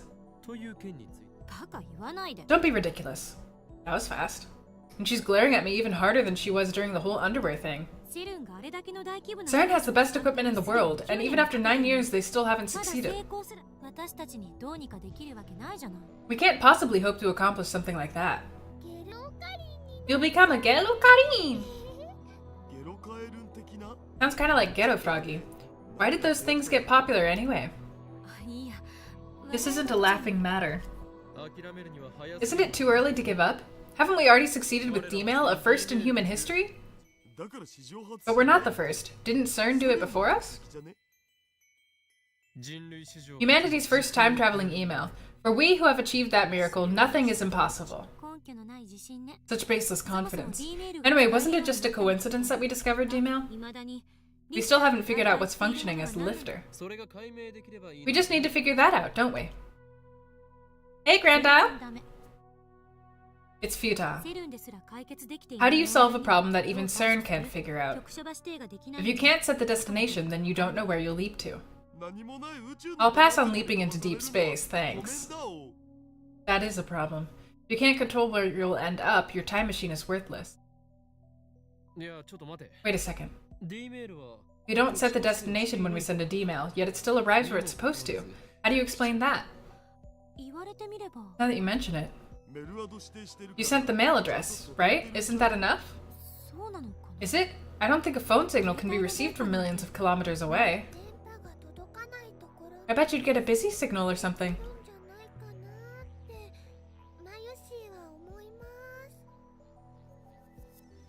I stare at my phone. Maybe our cell phones are acting like black holes and white holes. You shouldn't speculate like that. You have zero basis. Is it possible that we form a wormhole? No wormholes have ever been confirmed to exist. Groan. Resu and Daru fall silent. The problem has them stumped too. Mary's the only one smiling. She probably doesn't understand and is just smiling because she feels like it. In any case, the cold harsh truth is that the D-mails arrive precisely when and where we want them to. We're ahead of CERN in that regard. Luca is trans. We tried to change Luca's gender because they requested. He. I don't know. We don't know if his gender changed. Now, can we apply D-mail technology to physical time travel? But with D-mails, you can only send 36 bytes of data. No way you can send a whole person with that kind of limit. It's the same problem that CERN is having, and the reason their subjects turn into jellymen. You've been bamboozled. If you want to become Gelokarin, I'm not stopping you. Recalling the fate of CERN's researchers makes my skin crawl. Pair black holes, ring singularities, supergravitational space-time distortions. If you can adjust the lifter's volume of electron injection, you might be able to make the ring singularities naked. But even CERN is having a hard time controlling the lifter. Even if we do figure out what's functioning as the lifter in our time machine, I doubt we'll be able to solve the problem easily. meaning that at present we can only send a mere 36 bytes of data. That was a lot of information to tell us what we already know. I wonder how much data there is in a human body. I bet it's more than an exabyte. Is that like a step above Tetra? It would be best to leave physical transfer aside for now. Sending data through time is an amazing feat by itself. We should be satisfied with what we've got. Sending data through time is enough, huh? The phone wave name subject to change isn't even big enough to fit a whole person. Such pessimism is unbecoming of a scientist sworn to uncover the secrets of the universe. I'm telling you to know your limits. If you're going to uncover the secrets of the universe, you need personnel, equipment, and funding to rival CERN's. It's one thing to set lofty goals, but this impoverished lab has no resources to speak of. I've been thinking, maybe we should bring the phone wave to a proper research institution and entrust it to a specialist. What? CERN's keeping their time machine research top secret, so if we make an official announcement, it'll benefit the future of mankind. What? It sounds like nobody should ever time. If we make an official announcement, the organization will become aware of my existence. Oh, come on! I'm being serious here! This isn't the time for your childish... And we've hacked into CERN. Those heartless bastards will do anything, even experiment on human beings. Behind them is a power greater than all the nations of the earth. If we make the phone wave public, they might have us erased. You watch too many movies. The name Committee of 300 appeared in actual CERN documents. Yeah, but Ritsu's tone weakens. Mayushi's kinda scared. If they find out about our hacking, they'll seriously have us killed. I didn't make any mistakes that could give us away, of course.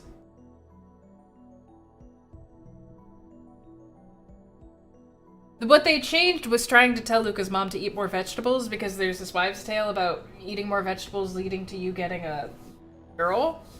That's what they changed. Also, and this is the biggest problem, I lower my voice and look hard at each one of them in turn. If we go public, we won't be able to do cool stuff with emails anymore. Why you? No way I'm giving up such an awesome machine. I am Hoin Kyoma, the insane mad scientist who rules space and time. What I desire is, that's right, chaos. This guy's hopeless. Better do something quick.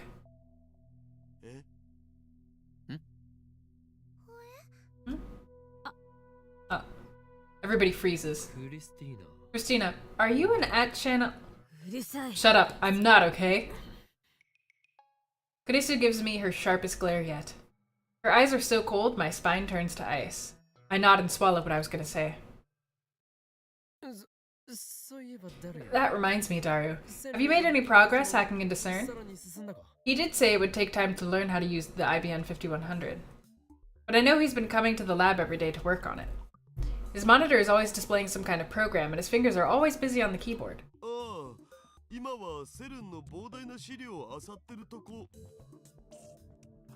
I totally forgot that this stream ends at 11. Oops. Yeah, right now I'm combing CERN's massive database. It would take years to read it all.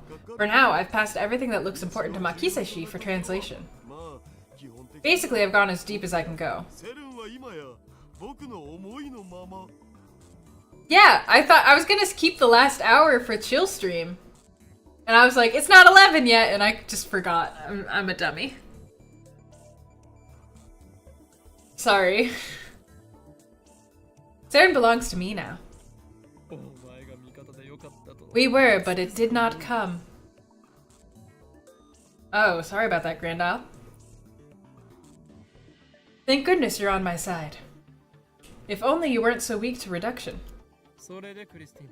Christina, report on the status of these translations. Nah, it's okay. I just gotta get used to thinking about it in that way. Can you stop talking like that? It's pretentious and annoying as hell. Hell! Mayuri takes a cute Ida-like pose and smiles for some reason. Chris-chan, as Okarin's childhood friend, I promise you'll get used to how he talks eventually. I just hope it doesn't take 10 years. So you're saying you want to stay with me for 10 years? In other words, you want to work at this lab for the rest of your... It was sarcasm. Get it? Sarcasm. Oh. Give me your report, Christina. If you don't, I'll call you an @channeler. Didn't you hear me the first time? She glares at me again. My blood goes cold. I've been working on the translation when I have time, but so far I haven't seen anything new about time travel. It looks like CERN is still struggling to find a solution. Maybe they'll have to wait another 24 years like Tider said. Seems like it. Daru, any other results? Well, it looks like CERN's in the middle of a big project, so the LHC is at full operation. I'm trying to see if I can cut in and maybe use it secretly. What? No way. Risu's stunned. Honestly, so am I. Is that amazing? It's not amazing, it's downright outrageous. Super Haka, what a monster. Hey Christina, are you doing that on purpose? Doing what? She's an @channeler, no doubt about it. Anyway, I'm just doing it for laughs. It's not like we have any reason to use the Large Hadron Collider. It sounds like things are going smoothly. When do you begin stage 3 of the operation? What's stage 3? CERN's most secret forbidden domain. We're going to free the darkness hidden inside. In Japanese, please. IBN 5100 database. I'm asking if you've started hacking it yet. Daru frowns. We can't, remember? You said all we needed was an IBN 5100 of our own. Right, that's the problem. We can't do anything without one. Huh?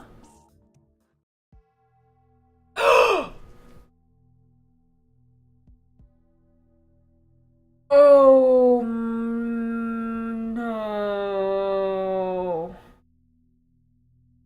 Again, this feeling of disconnect. Oh my god, I know what Moika sent! Oh my god! Oh my god! That's what Moika sent to herself! She told herself the location of the IBN 5100!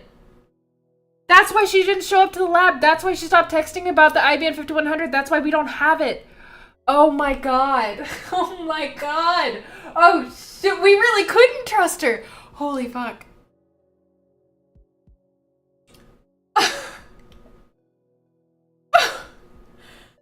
Again, this feeling of disconnect. The conversation isn't making sense. But I got you an IBN 5100. You haven't started working on it yet? Huh? You got one? When? Oh. I seriously can't believe that this happened.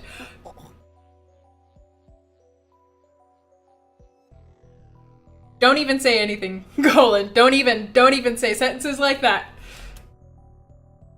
Don't send my mind in other directions. You'll spoil it. Puzzled, I look at Kurisu and Mayuri. Mayuri looks confused like always. Kurisu meets my eyes and shrugs her shoulders. First I've heard of it. Impossible. That just can't be. It's not there. I dash into the development room. The IBN 5100 I borrowed from Yanabayashi Shrine should be on the shelf inside. It's in a cardboard box and it weighs 25 kilos, too heavy for a single person to carry. But when I go to look, it's gone. No longer where I left it. The IBN 5100 was right here! Where did it go? Everyone looks at me in surprise. Why are you staring at me like that? The legendary PC that was donated to Yanabayashi Shrine. You've seen it, remember? I don't remember. Donated to Yanabayashi Shrine? That's stupid. You sure you weren't hallucinating? It's hot these days. Despair drags me down like quicksand. We can't hack that database without the IBN 5100. How do they know about all of CERN's stuff then? Who stole it? The organization CERN? CERN is a possibility. Maybe they noticed our hacking and stole the IBN 5100 from the lab. No, no, no. Even if they could steal the IBN 5100 from the lab, they can't steal Mayuri and Daru's memories of it. It's hot these days. What happened? Kiryu Moeka. Yep, maybe I should check with her first. Could someone other than Moeka have stolen the IBM 5100? I consider the possibilities. The next name that comes to mind is... Don't tell me it was John Tider. Of course, Tider's goal was to obtain an IBM 5100, and I've already contacted him several times. But how did he get my personal information? Wait, it could have been Tider instead of Moeka? While I'm trying to decide whether I should send the mail, Kurisu tells me to calm down. They hacked CERN before getting the 5100. Oh! Hey, Agent. A high school girl is chiding me. She dares make a fool of Hoin Kyoma. Stay on task, okay? Irritated, I explained the purpose of the IBM 5100 and how I came to obtain one. During that time, I also sent Moeka a mail for confirmation.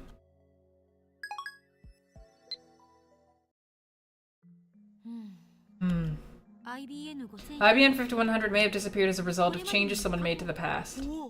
Oh, so you believe me? But from my perspective, all of the emails we sent so far were trivial. There's one we sent when we first realized Phone Wave was a time machine, right? That one said Okarin is a perv.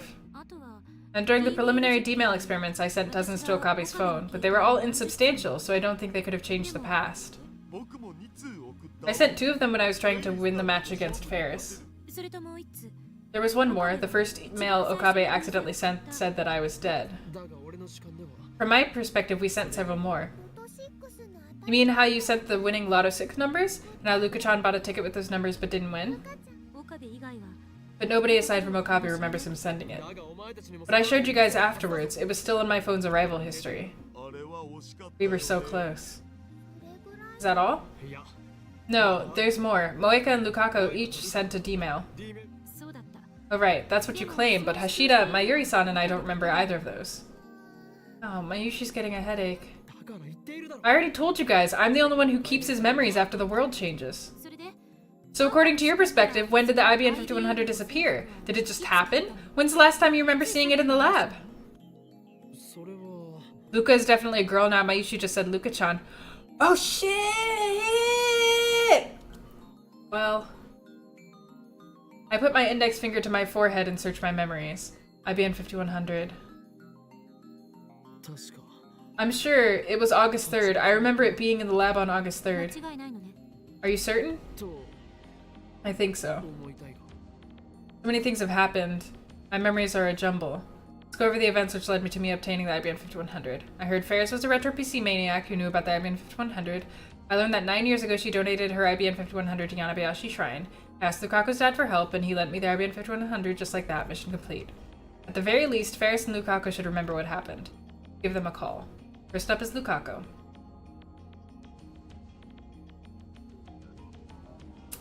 This is slow.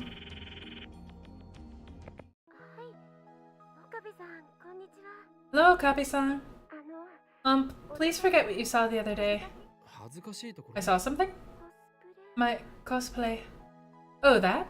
That was just Lukako getting embarrassed for no reason. More importantly, I have questions about the IBM 5100. The IBM-5? IBM 5100.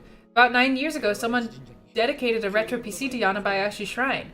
That's the one. Know anything? Yes? He remembers. Lukako really remembers. Just a while ago, I came to the shrine looking for it, didn't I? And then I asked your old man and he let me borrow it, right? Eh? I don't... Right? I don't remember anything like that. What? Is this another effect of changing the past? The IBM 5100 was at the shrine though, right? Is it there now? I don't know the details. Where are you now? Is your old man there? No. Okay, sorry for calling you so suddenly. No problem. I'm sorry I couldn't help. The IBM 5100 was at Yanabayashi Shrine, that's a fact. And Lukako knew that. I need to check if it's still there or not. The IBM 5100 have returned to the shrine? That huge retro PC sprout legs and trot back? Yeah, that's silly. but Galbanas have teleported out of the microwave. Moeka also instantly moved from the lab to somewhere else. Considering that, it's entirely possible the same thing happened to the IBM 5100. Next is Ferris. By the way, I haven't told Ferris my phone number. Afraid that if I talk to her on the phone, she'll drag me out into her usual nonsense. So, email. Or Mayuri. Mayuri's eating an eclair. She must have stuck some in the fridge when I wasn't looking. Focus, girl! Now that she mentions it, Kurisu and Daru are eating too. You people don't have a care in the world, do you? There's some crazy stuff happening here. Or it could just be all in your head. No need to panic. It's not just in my head, it's not. You need Ferris-chan for something? I wonder if she's working today. Ferris is off today. Well done, Daru. You know Ferris' schedule better than her co-worker. I award you the title of Ferris Stalker. You know her phone number, right? See if you can get a hold of her. Okay. Mayuri takes out her phone and makes a call. After a short wait, Mayuri smiles. Ferris-chan? Good afternoon, Nyan. It's Mayushi-nyan. Alright, this is the first time Kurisu has heard Mayuri speak Nyan. Sorry to bother you on your day off. Okarin says he wants to talk to you about something. Want to talk to him? Huh? You know. Okarin! Kyoma? Who's Kyoma? By the way, Ferris is the only person who calls me by my true name, Hoin Kyoma. I'm thankful for that, but she still drives me crazy. I hate Ferris. I'm handing you over, okay? I'd like her a lot better if she just stopped with the nyanning, which I know is her job, but still. Here you go, Okarin. I take Mayuri's phone. Ferris-chan's face is displayed on the LCD. It's me, Mario. How unusual for Kyoma to contact me. Does she still wear her job outfit on her days off? There's something I need to ask you. Long ago, you donated a retro PC to Yanabayashi Shrine. Am I mistaken? What? What's noun supposed to mean? Oh crap, I started to talk like her. It means you're right, though I didn't know it was called the IBM 5100 until recently. What? Why recently? Darunyan told me. So that's it. At any rate, Ferris confirmed the IBM 5100 was at Yanabayashi. So did the IBM 5100 disappear from the lab after I retrieved it? No, Kurisu and the others lost their memories of me bringing it back to the lab. 1. I went to the shrine but didn't acquire the IBM 5100 and still at the shrine. Or 2. Before I went to the shrine, someone moved the IBM 5100 somewhere else. Looks like I'll have to go to the shrine after all. Nothing. Let's just make sure. Do you have any other information on the IBM 5100? It's a super rare PC. As a charisma build mate, I expect you to have a strong network in Akiba, right? I'd like you to use that network and search for any IBM 5100s in Akiba now. You only need to find one. It doesn't matter if it's the one I found at the shrine. I can look, but for a price. That's probably fair, Beercat. Also, hello, Koda. A price? Is he trying to strike a deal? That's unexpected. Let's hear it. I want you to come over to Ferris's apartment, over my dead body. I prepare a memo pad and write down the address Ferris writes. Oh, so you live in Akiba. That'll make things quick. Judging by the address, it should be right next to the station. I'll be waiting!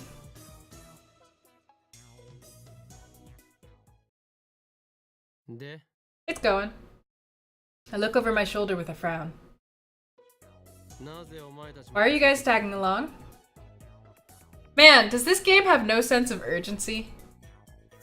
Kurisu stayed back at the lab. Ayushi's never been to Ferris-chan's place. I thought I'd like to visit once. I mean, it's Ferris's home. No way I'm missing this. She owns the place? That is not what it said in this game. Unless that's a spoiler. It definitely did not say that. It just says she works there and is the #1 person working there. It might be a bad idea to take the Ferris stalker along. A really bad idea. Well, whatever. If Ferris has a problem with it, then we can send him away when we get there. No! That's not how stalkers work! If he knows where she lives— oh my god, you idiot.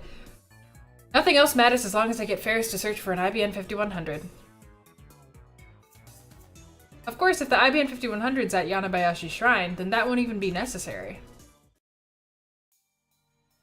Stop by the shrine, but Lukako's not there. I guess he was out when he answered the phone call earlier. Got no other choice, so I go to the humble shrine office and press the intercom button. Luca's dad comes out. When I try asking him if the IBN 5100 was donated to the shrine, he answers it certainly was.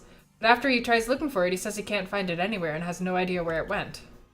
I ask if he lent me the IBN 5100 before, but that event is gone from his memory. What's going on here? While heading towards Ferris's place, I analyze the situation.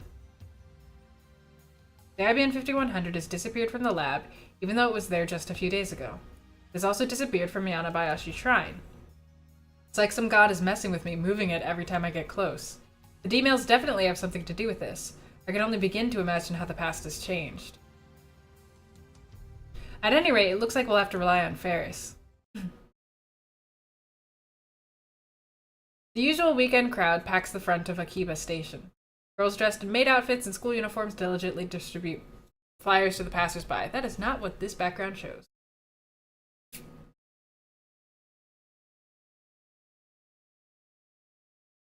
I appreciate their efforts in this god-awful heat. It's true, he wouldn't be wearing glasses if he was blind, I guess. After a few melanin-boosting moments walking in the sun, I come to a sudden stop. What's wrong? I've caught sight of a woman squatting on the side of the road, hugging her knees and typing on her phone.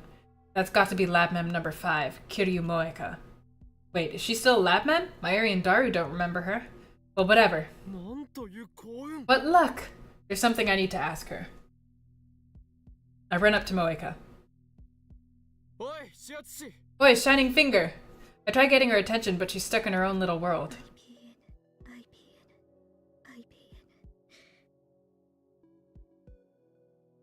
Oh no.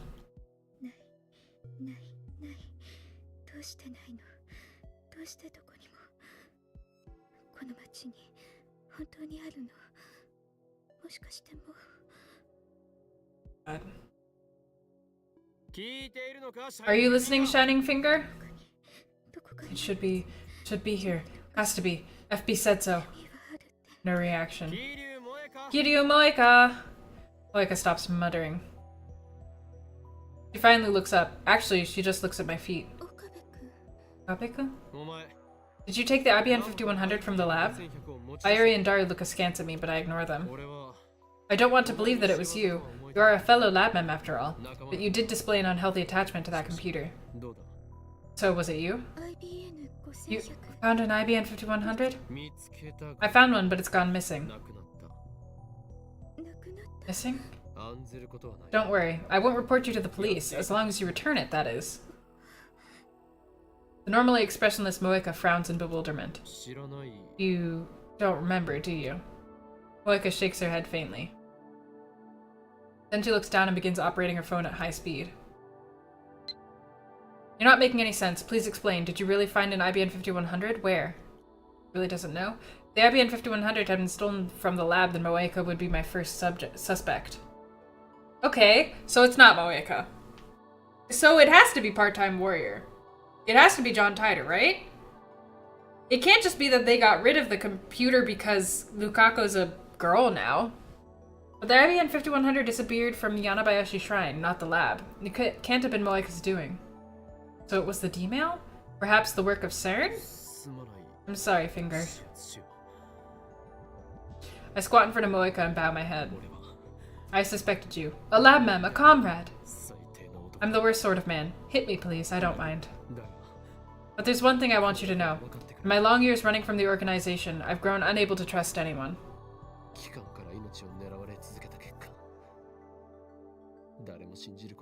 Why? Why did I have to be born with these gifts that others so covet? Once I start to suspect, everyone looks suspicious. No matter how many comrades gather around me, I always feel alone. Pitiful, aren't I? Just tell me about the IBN 5100. Did you just ignore my entire speech? Hey, Okarin, you're doing improv in the middle of the street. Has the heat gone to your head?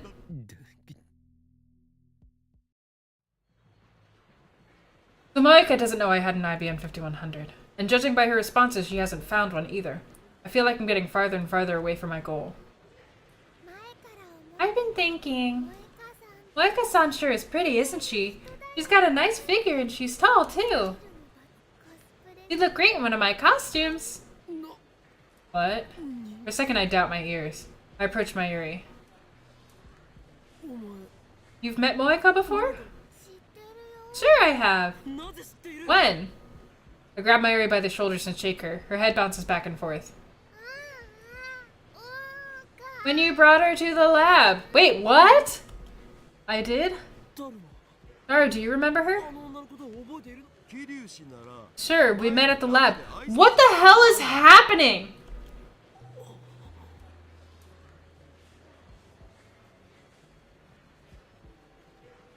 After Moeka sent her D-mail, Mayuri, Daru, and Kurisu behaved as if they had never met her before. But now both Mayuri and Daru know her? Does that mean Moeka's past was reconstructed again? Given the timing, it has to be Lukako's D-mail that did it. But all he did was tell his mother to eat a lot of vegetables. How can that be related to the lab mem's knowledge of Moeka? I have already played it, actually. Is this another example of the butterfly effect? The cause doesn't match the effect at all. It would have to be someone else messing with time, right?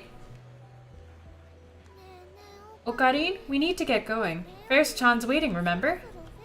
That's true. Let's think about what the Moeka issued later. By the way, Mayuri, what's Ferris's real name? Ferris's name is Ferris Nyan. Face reality, Daru. Ferris Nyan is just her professional name.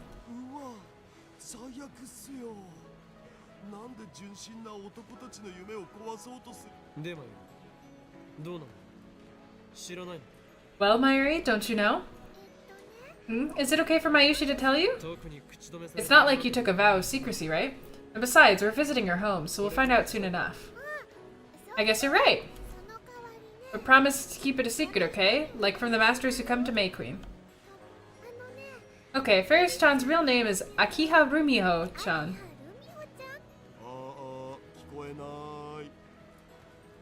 Daru covers his ears and drowns the sound out. Akiha. Same characters as in Akihabara. Appropriate.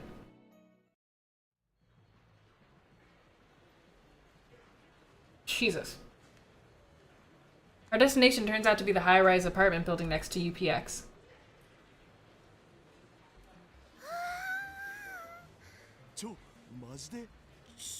She lives here?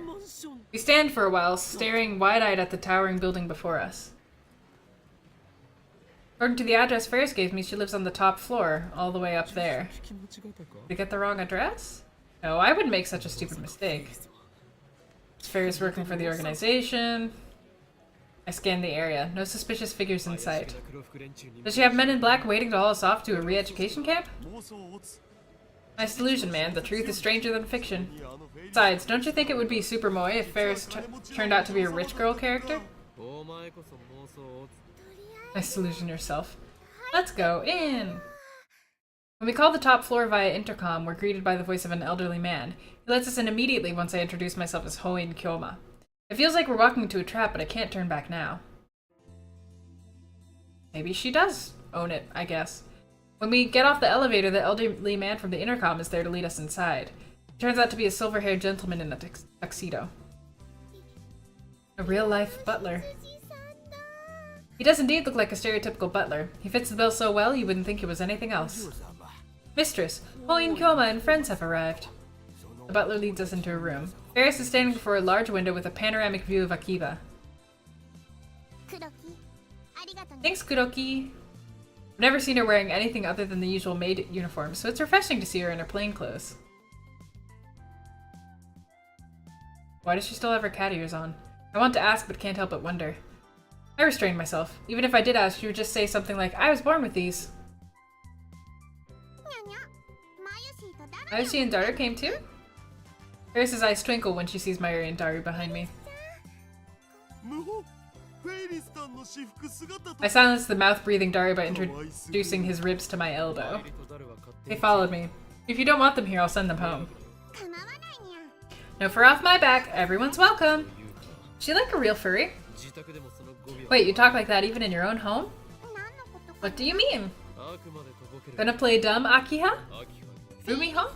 Ferris is Ferris. whatever. Fine. What I really want to know is how you get to live in a luxury apartment in Akiba's best district. Look around the room again. The interior design and furnishings give a very refined impression. It's elegant without being ostentatious. Actually, it's kind of like a model home. There's nothing to suggest that this room is lived in. No dirty clothes, no used dishware, not even a speck of dust.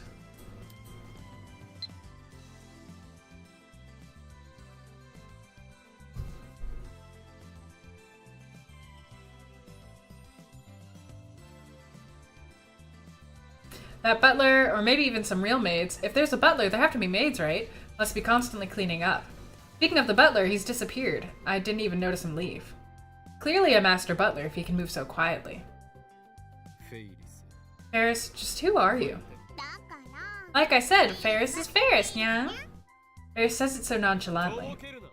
Don't play dumb. If you don't explain yourself, I'm leaving. How arrogant. We're the ones who came here to ask Ferriston for a favor, aren't we? Well, if you must know, this land originally belonged to my family. What? The land? Oh, so that's why you're Akiha-san. Are you kidding? It is 11. I will have to get to a place to stop before I can end the stream. Mayuri's exclamation connects the dots in my head. You mean you're descended from the hereditary landholders of Akihabara? Jesus Christ. So she really is a rich girl character. By the way, Ferris has considerable influence on Akihabara's development. Never trust a girl that looks like a cat. Ferris wriggles her slender waist and makes a gesture like a cat washing its face. It was Ferris who convinced the development board to actively promote moe culture in Akiba. I've been going to development meetings since I was little. So basically, the chaotic changes in Akiba are all a result of this cat girl's whims. What a monster. But please keep this all a secret. Ferris's expression darkens. Why? You want to know? Ferris approaches me with a bewitching expression. That's because... Ferris gently strokes my cheek with her cool, slender fingers. I feel myself falling under her spell. And then... she grins. Ferris is Ferris! Damn you, cat girl. How dare you make a fool of me? I want all my fans to keep treating me the same as always. Daru starts fist bumping when he sees Ferris's cutesy act. I'll treat you. I'll treat you at full force. Nice, she's your fan too. Your maid spirit is really amazing. Mayuri and Daru might have fallen for her charms, but not I. I don't care about any of this. I thrust my finger at Ferris. Do not defy me, Ferris Nyan, or I'll paint your expensive wallpaper with blood. You called me to your home so you could show off your status and try to gain leverage in our negotiations, but it's futile. Or you are dealing with the insane mad scientist Hoin Kyoma. What kind of reason is that? Now Ferris will tremble in fear and beg for my forgiveness. Or so I thought, but instead she looks at me with gleaming eyes. Ferris loves forceful men! What did she say? That's my line. I wanted to threaten her, not seduce her. Is Ferris a masochist? Honestly, Ferris didn't want to talk so much about herself. Most people, when they learn who I am, stop seeing me as Ferris. They only see the Akiha name. Ferris and Akiha Rumiho want to be seen as separate persons. There's nothing separate. You are Ferris Nyan, are you not? For once I agree with you, Okarin. Whenever she speaks Nyanyanian and wears her cat ears, she's Ferris-tan. You're being overly self-conscious, Ferris. I don't know. I'm serious. To me, you will always be the unbeatable cat-eared maid. Thanks, Kyoma. Why is she thanking me? Well, she's probably admiring my incredible magnanimity. Haha. Now then, let's finish this idle gossip and get down to business. You said there would be a price to pay in exchange for your help in acquiring an IBN 5100. What is it? Do not test the limits of my goodwill. I unseal my right arm for even an instant. Blah blah blah. Ferris points at the cat ears sticking out of her head. These cat ears have the power to negate all other powers. Nyan Nyan clear. When Kyoma's power is unleashed, Ferris will stop it. I shouldn't have mentioned my hand to Ferris. Ferris's most terrifying power is one known as Dubbing 10. It allows her to steal other people's stories and add them to her own. I'm the one who named it, of course. The number 10 doesn't really mean anything. High price? But I noticed something. Her eyes aren't smiling. Just to let me use your time machine. Oh my god, if Ferris uses the time machine, we're so screwed. Yes, I had a feeling that was it. I heard what you said at May Queen. You built a time machine.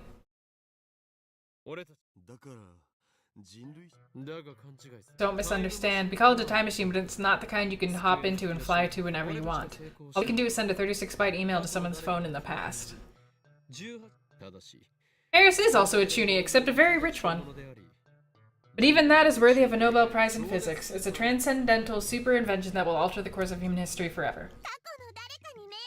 Send an email to someone in the past? That's awesome! I want to use it. You must become a lab mem.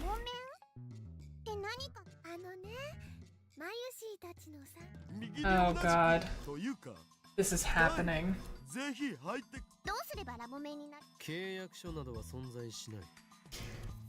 Perform the blood oath and you can become a lab man.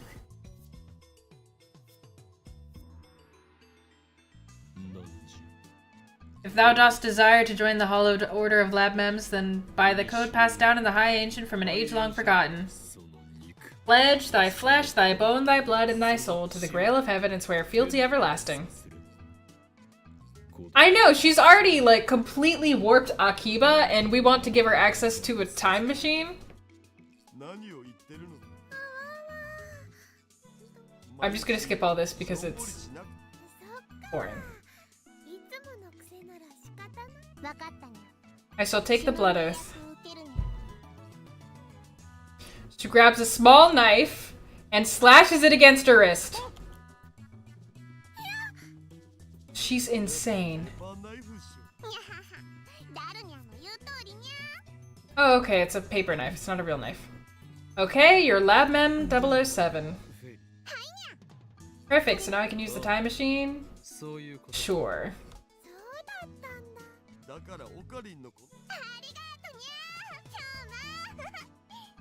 She hugs me by the neck. A very sweet aroma tickles my nose.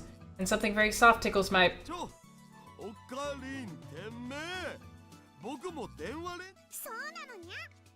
And she hugs Daru too? Grace flies over to Daru. I'm glad she's so happy, Okarin. It's Akiba now. Oh, I get what you're saying. Mayuri, you really are innocent. Oh my god. Oh my god, I don't care about either of you two or your delusions. Any route where you date Ferris is just both of them spiraling off into their delusions constantly. That would be so painful. That would be so painful. Damn, I wish I had shark teeth? Okay, listen. Let's skip this and get back to the plot. Our D-mail experiments have reached a standstill. We managed to experiment on Moeka and Lukako, but we still need more data. Along comes Ferris. She's going to provide me with both an IBM 5100 and new data. 2 birds with 1 stone.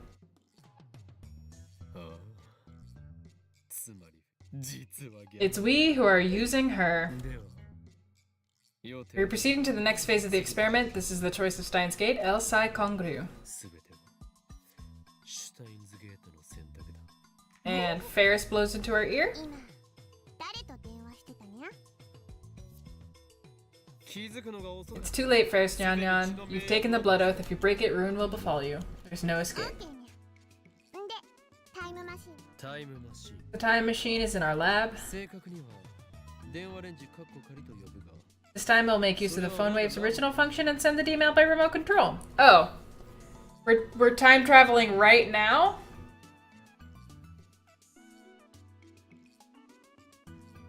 Should I stop here? Is this even a good place to stop? I don't know. I feel like after Good night, Meerkat. I feel like once they send the time machine, it's going to be like, welcome to chapter 5. I've just been waiting until a new chapter timestamp pops up so that I can end this.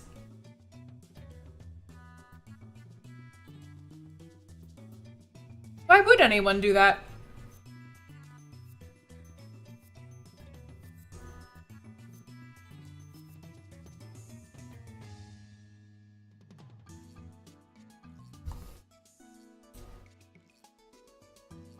Boredom? Just you have a paper knife around?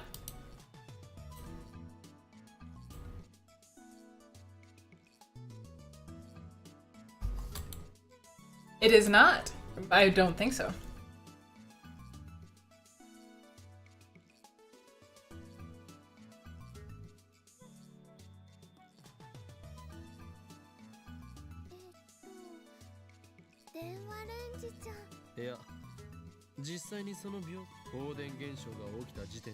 Okay. I'm gonna end it here before this last time travel experiment that is gonna be happening. I shall end the stream. Right?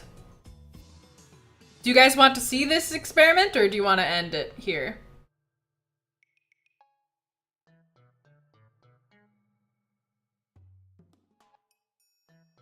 She does have she's a literal, she wants to be a cat.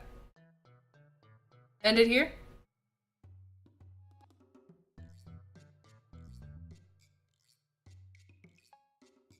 Okay, best to save it. Thank you very much for pointing that out, Phoenix. That is exactly what the kind of thing that I need to know. Okay, so we will call it here. It'll probably be revealed the next time we stream it, which, if I stream Splatoon on Tuesday, will be on Thursday. Probably. So. We shall end it. Whoop! And would everybody like to share their one good thing that happened to them today or one good thing that they're looking forward to tomorrow? I got to have homemade pumpkin pie and coffee today. That's my thing. Splatoon stream hype. I'm just like, it's so frustrating because my voice can't handle streaming this game longer, but I really want to know what's going to happen. So frustrating to have the limitations of a physical body. I had the best sleep in a month? Nice! Splatoon stream is gonna be fun. Hopefully. I haven't played Splatoon 2 at all, so I hope that my butt isn't gonna be kicked.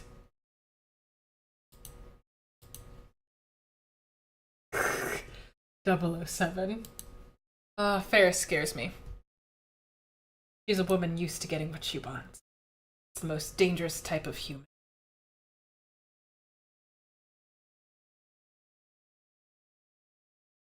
I think tomorrow I'm gonna watch a show with Zek and Todd, so I'm looking forward to that.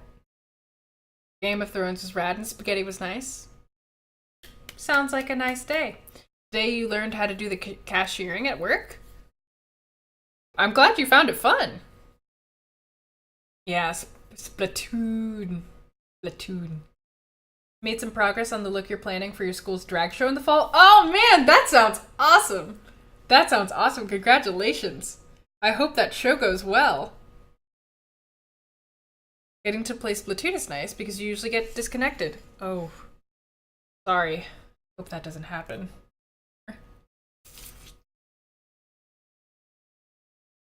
I love Renaissance festivals.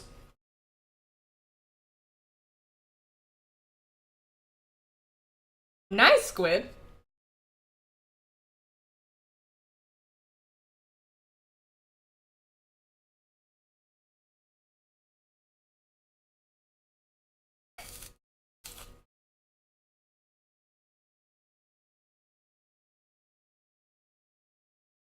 I'm sorry, Negapole. I vibe with you. I feel you.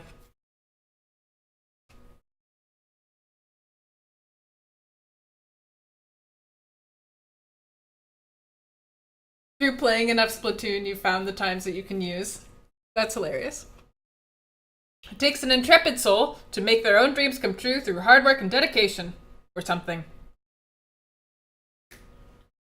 Well, thank you everybody for coming out to the stream.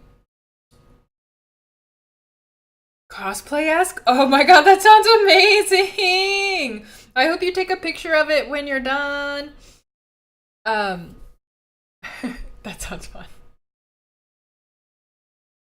But thank you guys for coming out to the stream. Thank you to MJ for donating, and thank you to the people who've subscribed. I don't believe that any friends that I know are... Oh no, there is a friend streaming. Hooray! Would you guys like to raid someone? We know this person. We know this friend. This friend is Nick. Nick Bolton, who's been streaming Bloodborne, or like, what is it? What is it called? He's like, strength, Bloodborne fitness workout. I forgot what they called it. I forgot what they called it. Man, I'm supposed to be good with words. Okay, let's raid Nick and our raid buff. Thank you, that is the word. Buffborn, thank you so much. Where they exercise and play Bloodborne, and every time they die, they do a bunch of burpees, because I made them. It's nice. So the raid message can be, first of all, let me get his stream chat up. Hey, work with me, friend. Work with me, friend. Right now. Thank you. Okay. Boom. Boom. Boom. Okay, raid message is gonna be...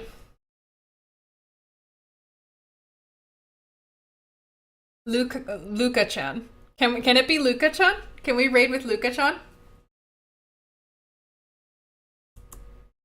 Luka-chan followed by a heart, or if you would like, followed by a chariot dance. Something like that. Host Nikolai Bolton.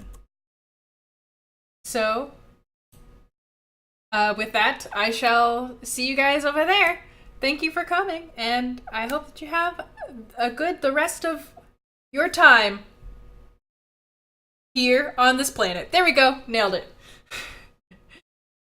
You can, Phoenix. I approve. Bye-bye.